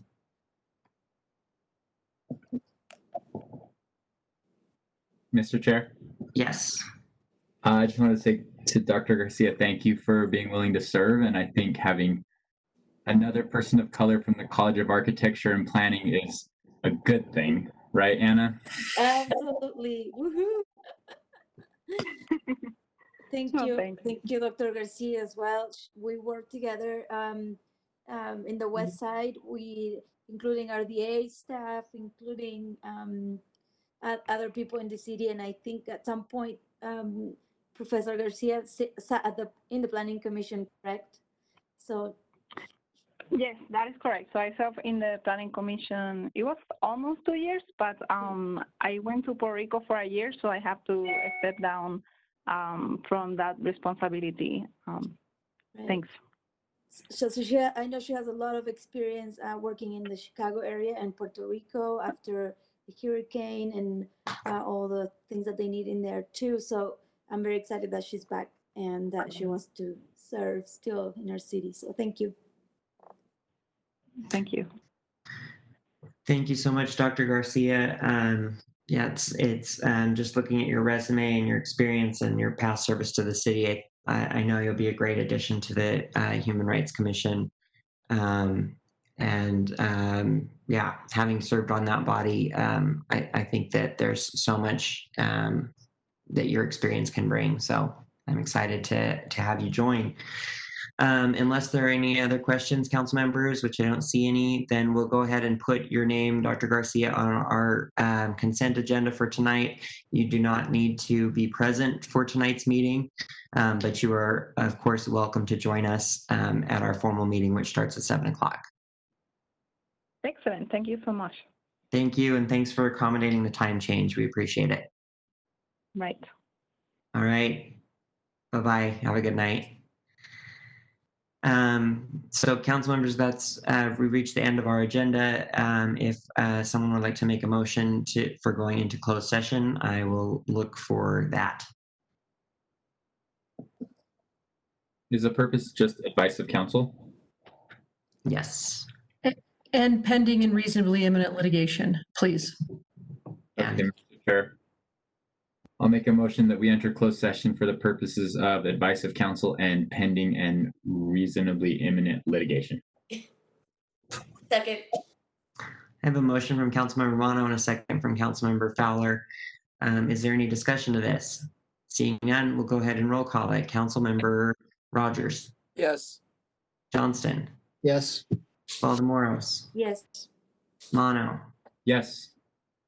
I don't see Councilmember Dugan. There you are. Yes. And Fowler? Yes. And I'm a yes as well. That's unanimous. If everybody would log off, do we have a special link? Okay, yeah. Everybody jump on that and we'll see you there. Bye.